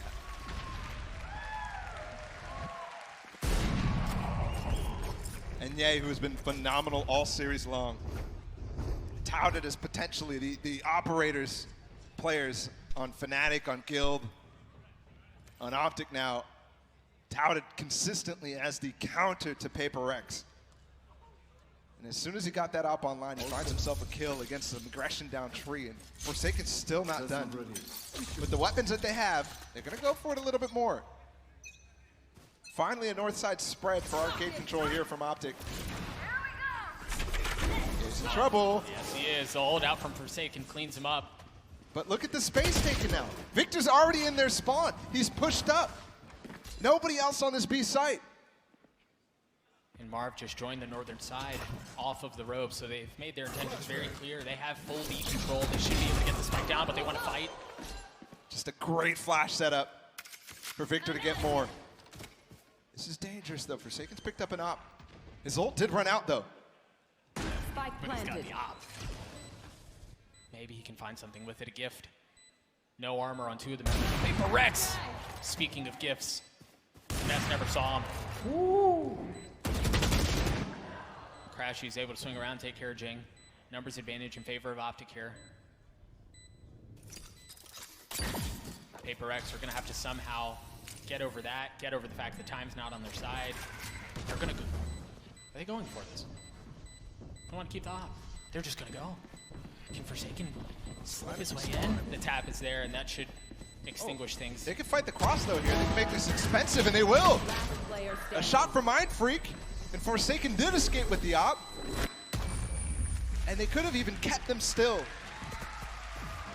On the backside of Gen there. But clean round, clean reaction from OPTIC to just push in after Forsaken gets this kill onto Ye. That's a great stun from him. But this is what I mean, the reaction's so good. This flash to set up Victor, Defy did a good job as well to dodge that, but OPTIC feeling some momentum behind them. As we go for a PRX timeout. Early one, too. I mean, all 5 rounds so far has included a tree push, except for that north side crunch that they did. So there's got to be more depth to this. They've got to have a game plan that allows them some flexibility, because right now OPTIC is a brick wall. Slight lead here, but a lead nonetheless for OPTIC. You see Forsaken on your screen. Now for Ness, trying to talk through how they're going to approach the rest of this half. Some interesting ultimates online on the side, really, of both teams, right? Benkai has his Rolling Thunder, Mindfreak 1 point away from the Viper's Pit, so they have some tools here to try to counter some of what's been going on, but you're right, it hasn't felt like PRX have had the flexibility that they need to weather what OPTIC is throwing at them. The really nice thing for OPTIC is on both of their defaults that they've shown so far, they've been able to have good reactions no matter what PRX throws at them. This time you expect it to slow down a little bit, but Forsaken again at tree. And we do have a set molly here from Marved. Wonder where that's going to go. Maybe Gen, maybe somewhere at tower. Tower perhaps, because it seems like that's where they want to go. Yeah, backside of tower. That's a great delay, and now the Rolling Thunder that we mentioned to push them back, but Victor has gotten separated from the team. Is that going to be okay, though, as the flash keeps them back? Yeah, with the operator holding his tight angle patient, as Marv is right behind him. That's a Jing on the other side, too, with Divide. And they're holding firm. This feels like a first for PRX. But this feels so like OPTIC. Make a bunch of noise at the beginning, and then turn the volume all the way down. And the nice thing, usually these pace changes make it really easy to set up a trap play, but for OPTIC, they've already baited out that trap. This feels like vintage OPTIC. Victor's able to take care of Forsaken. Numbers their way. You see Benkai with the fault line in his face. And now a Victor too, but he's able to dismiss it. Benkai from up top! He's able to find his second!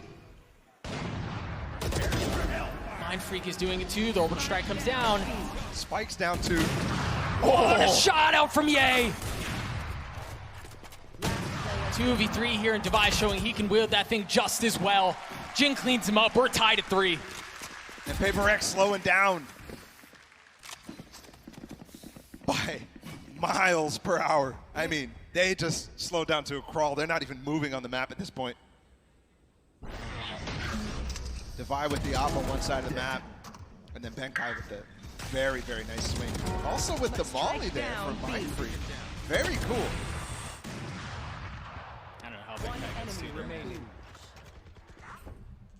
But either way he does, we're tied at 3 piece. Operator in the hands of Ye, and 1 for Devi as well. Here comes a fast set play for OPTIC again into Halls. Knife, relay bolt, Jing on the swing, nothing.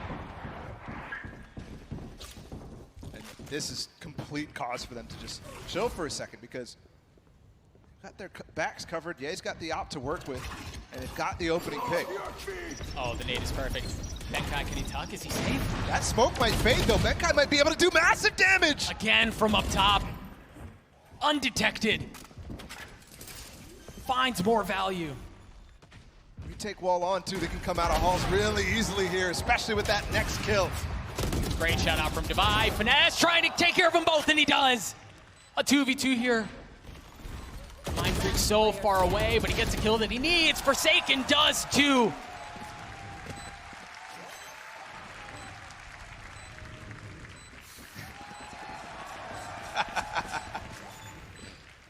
Hey, you could get yourself on the desk over there with that sign. Mind Freak carries the Viper's Fit in the next round. Forsaken was able to pick up the op. That timeout, it worked. Finesse almost brings it back, but definitely a miscalculation. That smoke fading right as they take their eyes off of it, right as they decide they actually want to capitalize on the hit on the first kill. And PRX take the lead on this map. Much closer affairs so far in this first half. Nah, but that's what the people want, man. It's what the people want. That's what the people want. And it was, again, it was PRX who called timeout. They figure out what's going on, and now OPTIC attempt to do a bit of the same. Yep. And a reminder too, this is the upper bracket final. So both these teams, whether they win or lose, have another chance. And it's so important actually for OPTIC, in my mind, to take down PRX here for the health and safety of this tournament, because PRX with a 2-map ban advantage in the grand finals would be... That's outrageous. That is so hard for anybody. I mean, I don't care who you are. If you're Fnatic, FPX, who we're still waiting on that lower bracket match later in the day. If you're OPTIC going up against them in a rematch too, I mean, such a hurdle. And normally we talk about that, we're like, yeah, this is kind of an advantage, but we're never at the level of PRX who can pull out a find that's unbeatable. And if they beat OPTIC here on Fractured too. That's not ready. Oh boy. Fault line out, you see Victor again pushing his way forward. Vi has to give the space up. Oh, but Jing taking care of Ye on the other side. Yeah, he's left all the way by himself. Oh, he's coming across. Oh no. Finesse is here to receive. No! On the ropes, and he's escaping too. There. He took some damage. He's not escaping that one, though. Never seen two Neons run at each other so fast. He is speed, but Benkai throws the brakes on it. The flash through, and I don't think they know he's there. Benkai gets another.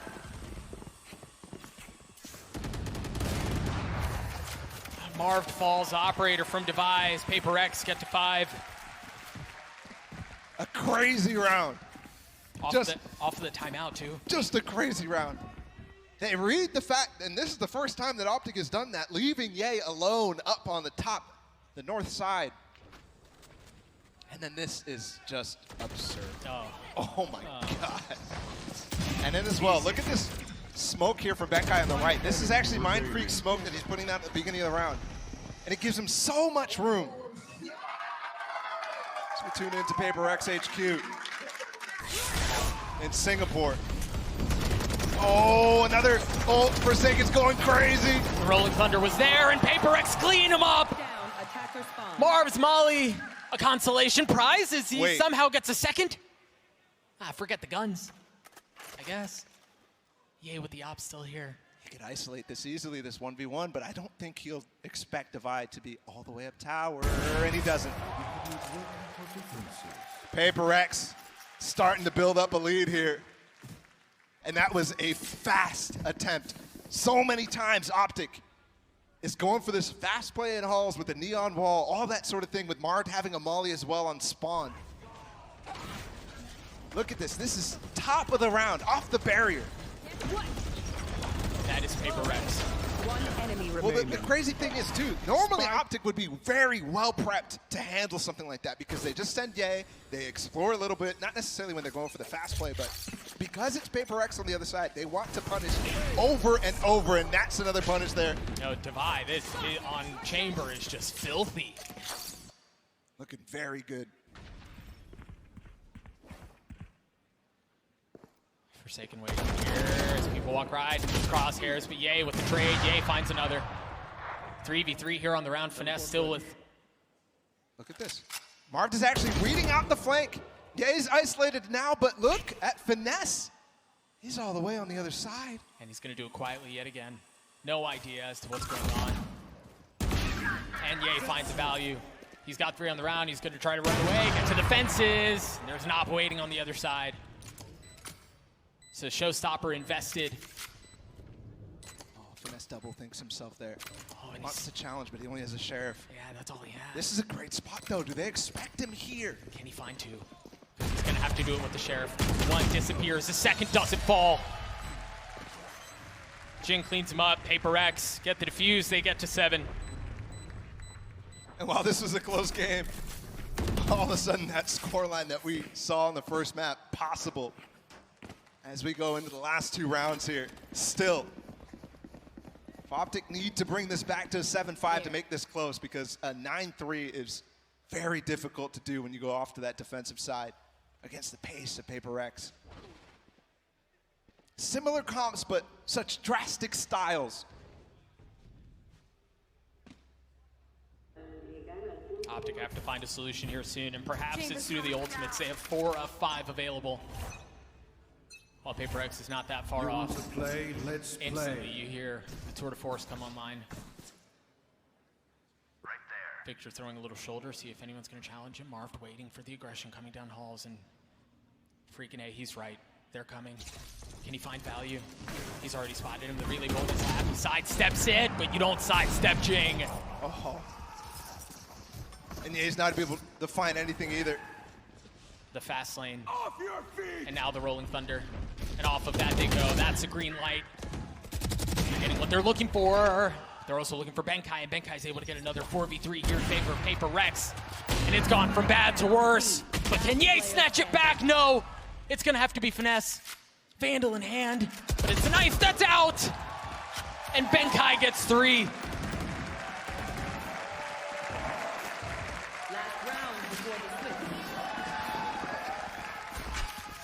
OPTIC are getting dismantled. Not on home turf at all.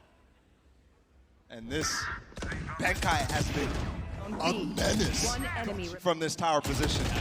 He absolutely has. A menace. Let's go. So in that round, he's just completely dancing around, up the rope, down the rope, up the rope.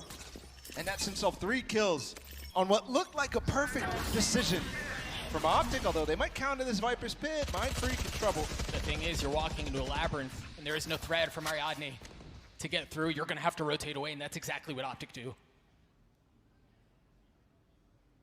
Not the OPTIC that we knew from prior maps where they pushed through the Viper's Pit at all costs. And another trap play, yay! He's caught out, man. He didn't have a chance.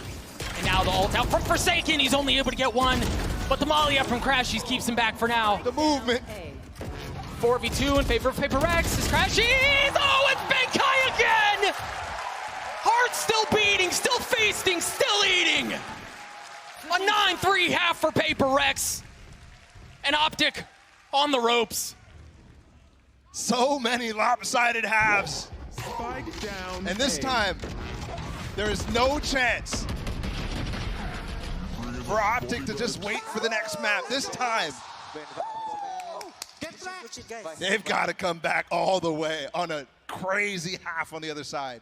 How deep is the playbook? How strong is the mental? We'll find out at the other side of this halftime break. Yinsu, PRX throne before the throne, unwavering in the face of greatness, in the face of history. Meanwhile, OPTIC off kilter now, wavering, wobbling, looking for answers, and I don't know that there's much to be found. PRX with a big cozy lead here now on attack. They can dictate the pace, and that's a terrifying prospect. Set up for a dish push. And it's going to be fast. The A presence from OPTIC all in halls. That knife sets up Ye to get a lot of space here inside of halls. So they might opt to back up, and Victor has at least one stun to counter and combo. Go, go, go. Finesse, but here it comes. There's the fast lane. You see the utility layered out perfectly as they get onto the site at just the right time. Chick still up top in heaven. Oh, That's no. not able to land the shots. They go a bit wide. Victor still with 2 though, and Ye does it as well. One enemy remaining. Ye may single-handedly keep OPTIC in this.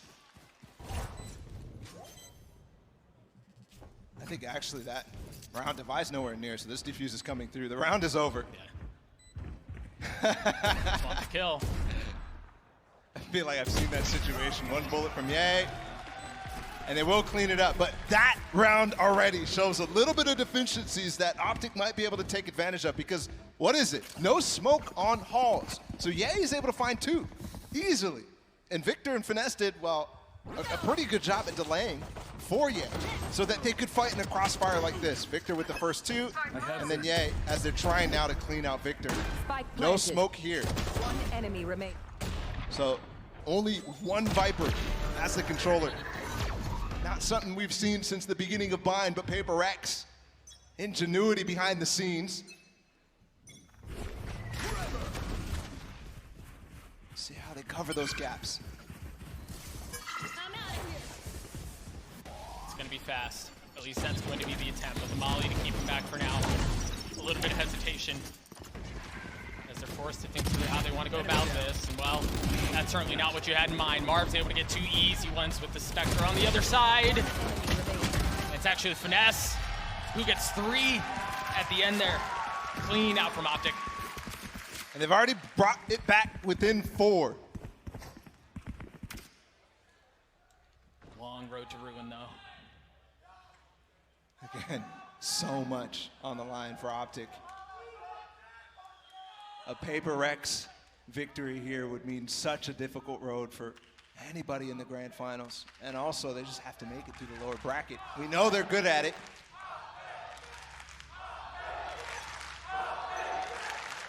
Light armor on 2 members on the side of OPTIC. PRX only with 1. See the relay bolts come through and they push Mindfreak back instantly. Hear the crowd starting to get involved as we near the end of this map. Again, PRX with a cozy lead here, but OPTIC are making a run at it. Wall up from Mindfreak. Waiting patiently, but Mindfreak wins the duel. Oh, and he's already Forsaken swinging around. You see the pace again is so good. Double combo of Jing 2. They thought he dropped. They thought he dropped. Jing was still able to get 1. And they're not even hitting this site. They put them in the complete blender. You see Victor moving forward, crashes as well. But once again, a trap this time. Chris is mindful on the other side. Do you check this cheeky angle? Do you clear your 50? No. No, he doesn't.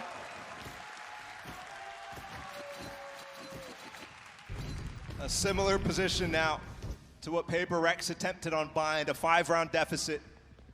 Still 2 rounds away from match point for PRX, so slightly different, but you're right, you called this out. Jing hiding. 1 enemy remaining. On top of the rope, pretending like he dropped down.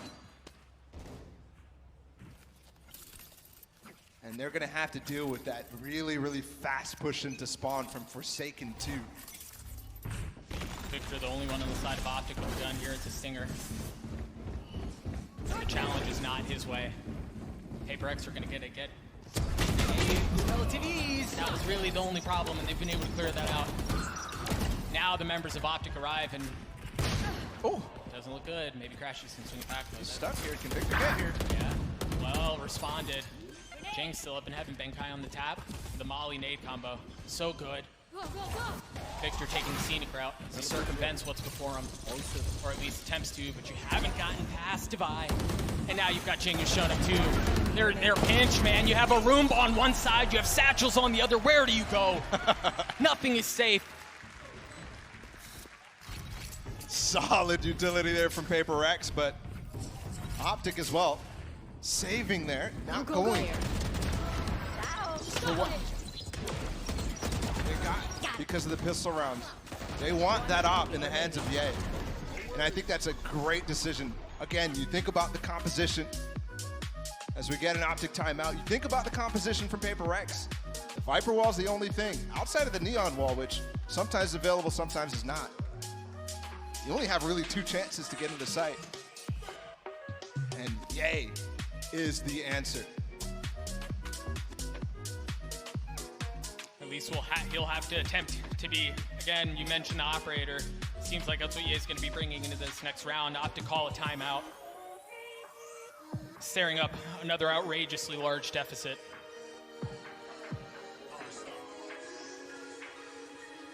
Six rounds to bring it back. PRX just need 2.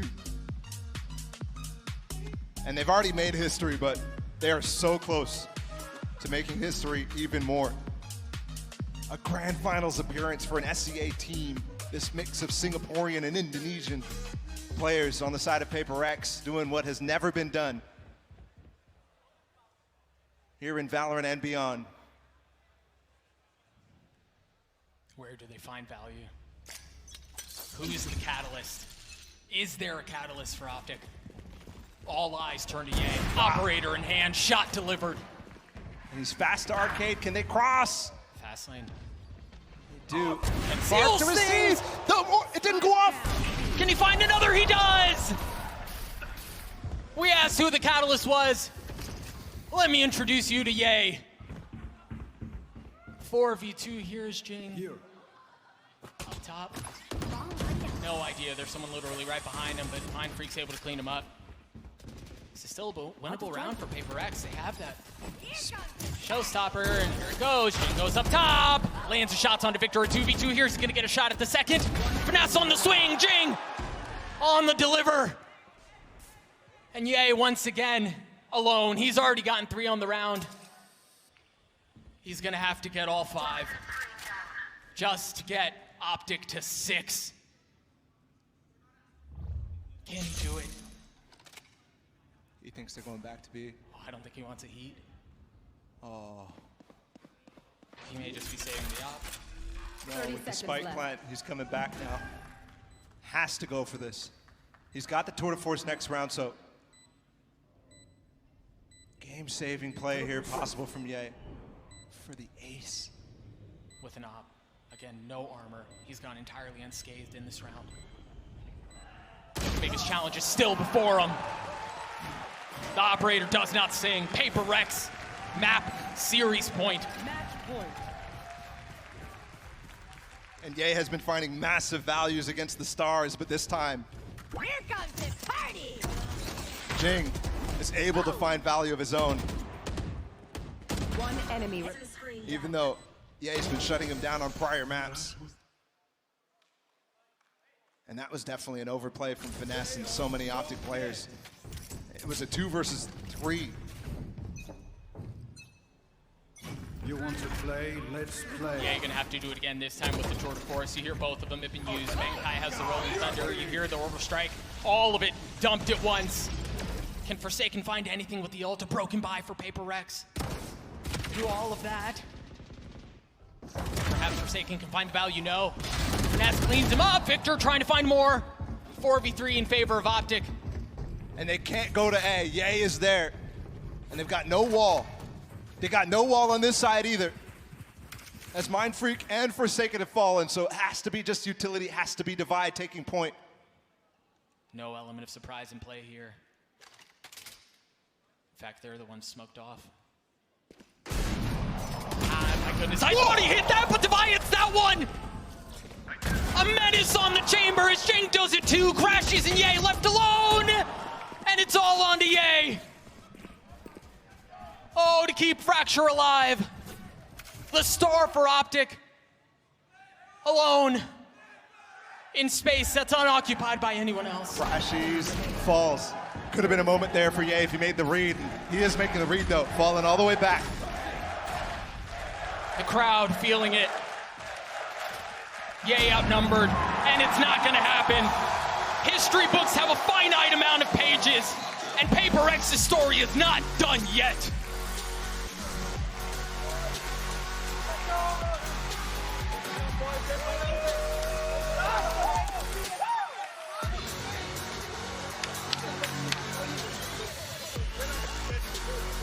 In fact, Doug, I would say it's just beginning. A first for SCA, a grand finals appearance here for PRX. And they've taken down Optic.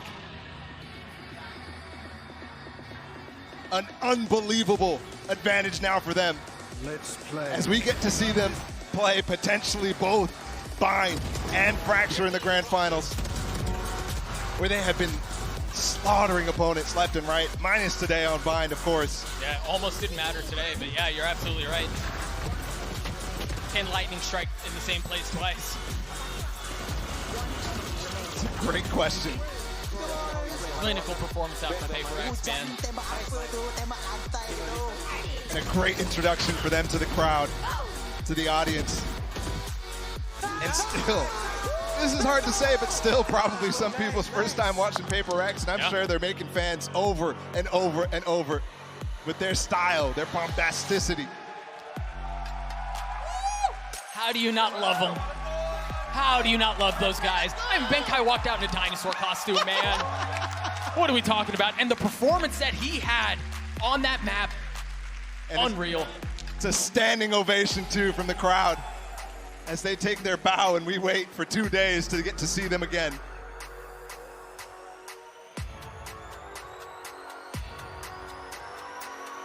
And the crazy part, Doug, is this series wasn't really even on the star players for PRX. You expect it to have to be against Optic. But, I mean, Bankai in this last map, a monster. Divide in the first 2, a monster on this map too. On Chamber, 17-8 performance out of him. Bankai, probably one of the greatest showmen in all of Valorant. And well, for good reason. Oh, we got another one coming up too, but I'll leave that for later. A fair challenge indeed. Again, PRX, they destroy Optic. They look so good. They weather what's thrown their way, and they march on. Now you have to decide who the MVP is. Again, the in-zone MVP vote right there. Divide, Forsaken, it's not Bala. Divide, Forsaken, Bankai, or Mind Freak. You have plenty of options. Only one of them can win, unless it's a tie. Have we ever seen a tie? On a Twitter pool? Yeah, I don't know. Does that work that way? I mean, it could, I guess. It definitely could. I guess we'll find out. Either way, go vote. This is such a close race for me. I mean, Forsaken was a monster the entire time, too. Bankai in the final map came up, but they stomped him. So I kind of think that I would throw in Divide to the hat. I know he's not on the list, but that guy was a monster on map 1. He started the momentum for PRX. Just drop the replies in the tweets if you don't believe. Again, PRX take down OPTIC, and we are headed to break. We'll be right back. Well, this is the defending champions versus the challengers. Both of them, they proved themselves already here in Copenhagen. But the question is, can they do this in front of that crowd? My ace, please! My ace, please! Forsaken gets the ace. Our first ever global crowd ace. No, not like this. Divine, not like this! The Red Bull clutches, he gets 4! 13-3 on the side of PRX to start this series, and if that's not a statement, Bola, I don't know what is. Yeah, the other day we literally lost 13-4 on map 1 and still won. Doesn't matter, we're never out of it. Okay.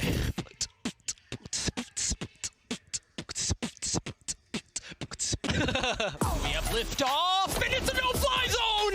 Last player standing. Hey! Come on, Jay! Divide gets 4, PRX, they're not done with Bind. Finesse does it at the end. 13-9 responses. We're headed to map 3. We're headed to Fracture, baby. He's already spotted him. The relay bolt in his lap. He sidesteps it, but you don't sidestep Jing. Oh, it's Benkai again! Heart still beating, still feasting, still eating. One enemy remaining. History books have a finite amount of pages, and PRX's story is not done yet.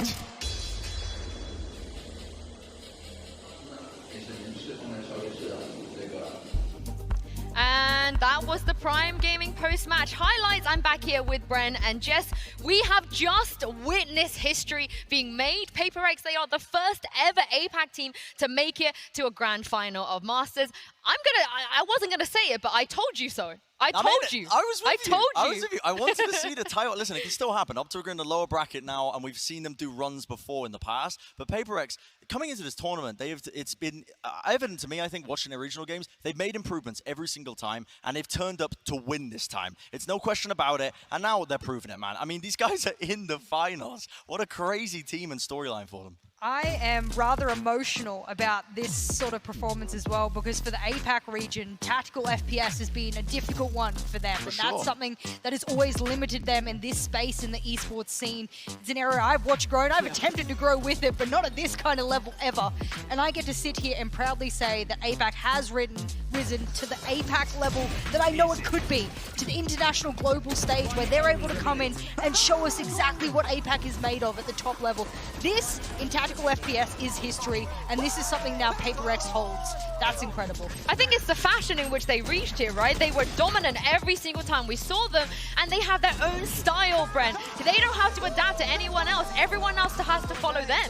They're an incredibly unique team. You can't emulate their style on a lot of these maps because they play it in such an aggressive way. And it's only part of the reason, I mean, why they get so much success is because of their support line behind them. Yeah. Benkai, Divine, Mindfree, these players are always creating plays and supporting Jing and Forsaken to pop off. They are such a unique team. They are almost sometimes performing like they're playing like under a hive mind. They all know what they're going to do next. Yeah. And it's almost like just a strategic inting that you see just from the players. The heavy hitters will go in, but always with support, never alone. I like the fact that Benkai has some of the best reactive utility that I've seen of any supporting player in Valorant ever. I think that's something to really shout out. I mean, even when we saw him play the Sage, he's like, oh, I can wall here, and then he plays the breach, I can flash here, I can do this to help my teammates. It's like he always has a bird's eye view of what's going on in the entire field, and he completely understands where he needs to use his utility to best give the win condition in a round. I love that for the team. Well, a lot of them popped off today. We asked you guys before the break to vote for the in-zone player of the match, and the results are in. You guys at home have voted overwhelmingly here at Forsaken. I think that's pretty fair. He really had a hell of a game in front of that crowd today. He was going, honestly, pound for pound against Ye as well early on, where Ye was absolutely on a heater. He is the centerpiece of this entire team, and the reason they find so much success is because they've got a player like him they can entrust to put all the resources in, the flashes, the stuns, everything to supplement it. And yeah, I mean, I love the guy, honestly. His play is just sublime across so many different maps. I was really worried for OPTIC because because it was something that the boys said on the casting desk. They said, you know, this was something that OPTIC had pioneered, the neon on Fracture, and I'm like, yeah, but the missing piece is the fact that you're going up against Forsaken that pioneered speed, and neon was built for speed, and there was no one that could take that map control away. Yeah, very well-deserved win here from PRX. And I do have one of the finalists here at Masters standing by right now with Golden Boy in the Verizon post-match interview. Yes, indeed. We have Mind Freak here. Congratulations on the win, man. How you feel? Yeah, we're feeling really great. And yeah, it's grand finals time, baby. Grand finals time, baby. I love it. All right, first, let's talk about the series overall. We were excited when we saw that bind went through. But then we were sad because we didn't get to see Yoru. Did you guys plan that out? Did you feel like maybe OPTIC might have had a strategy for Yoru, or are you just saving it for later? No, because like in every map, usually we have like 2 agents, so we can change and like that kind of stuff. So like today we kinda like don't want to show the Yoru, because last time we got anti-strat a lot and we learned from it. So. Yeah. Yeah, it makes sense, right? Yeah. You have a bunch of options, which is also just incredibly impressive for a team. Yep. The way you guys play, it's as if you don't care about the scoreboard, you don't care about your own individual stats. You just full send it. Is that just the mentality of the whole team to just play out there like it's the last game you ever play? Yeah, actually, what you say is like really correct, because we've been building this mentality probably like a year. Because last time we get tilted like really easily. So we kind of like built this mentality for almost a year, and yeah, it kind of showed up. Yeah, I mean, it's playing very well for you guys, and I love seeing it. Now, I have to ask you something, okay? Because when I saw that your name was Mind Freak, okay, it made me so happy. And I need to know, was it inspired by the magician Chris Angel? Was that where the name came from? Yes. Yes! Absolutely true, yes. Yes! There it is! Look at you right there! We did it! We did it! Oh man, dude, I just want you to know, thank you so much. You've given me a lot of justification. 2, suck it, desk, all right? That's right, okay, everyone making fun of me, calling me a boomer, only sometimes. But in any case, though, back to the matchup at hand, or at the very least, you being in the grand finals. This is a historic opportunity for you guys. I mean, how does it feel, man, to just be playing in the grand finals of Masters and potentially winning the whole damn thing? Actually, like every time we come into the tournament, we always say to ourselves, like, don't expect too much. And this Masters, we hit our goal already, which is like qualified to this Copenhagen and qualified to champions in Istanbul. Yeah. So actually, like this event, we just like trying to have fun like as usual. So yeah, that's it. Yeah. Okay. One last thing. Do you think PRX might be the best team in the world? Not yet, maybe. Not yet, maybe. But who knows? It could be possible. All right, Mind Freak, thank you so much, my friend, for the time. And of course, so much going on over here. We actually wanted to check in with our 2 casters for our next game. We actually have Mitch and Tom standing by to get us up to speed on what we're going to be seeing next. That is a great question, actually. Are PRX the best team in the world? I think they definitely are. Most certainly. I have a question for you, though. Yes? Where's Tom gone? He was supposed to be up here. You were playing a second ago. What's wasn't. going on? That was Tom. I mean. Oh, that was Tom down there. Yeah. We let him go. Like we took him out. No, I'm sorry. Top of the scoreboard. That wasn't Tom. Okay. It was definitely him playing. I know what was happening. This is the guy. That's the guy. All right. No. No. You're supposed to be me. Tom, you want a hand there? You want to? Like, I don't know if I can get that off you right now. We'll get production down here. What's happening? Perfect. What's happening, Tom? I've just had a really bad day. Really. It looks like it. It looks like it's been a pretty rough one. You know what? We're gonna get this guy sorted out. My God, Tom, let's toss it off to a break. We'll be back in a bit in game number 2.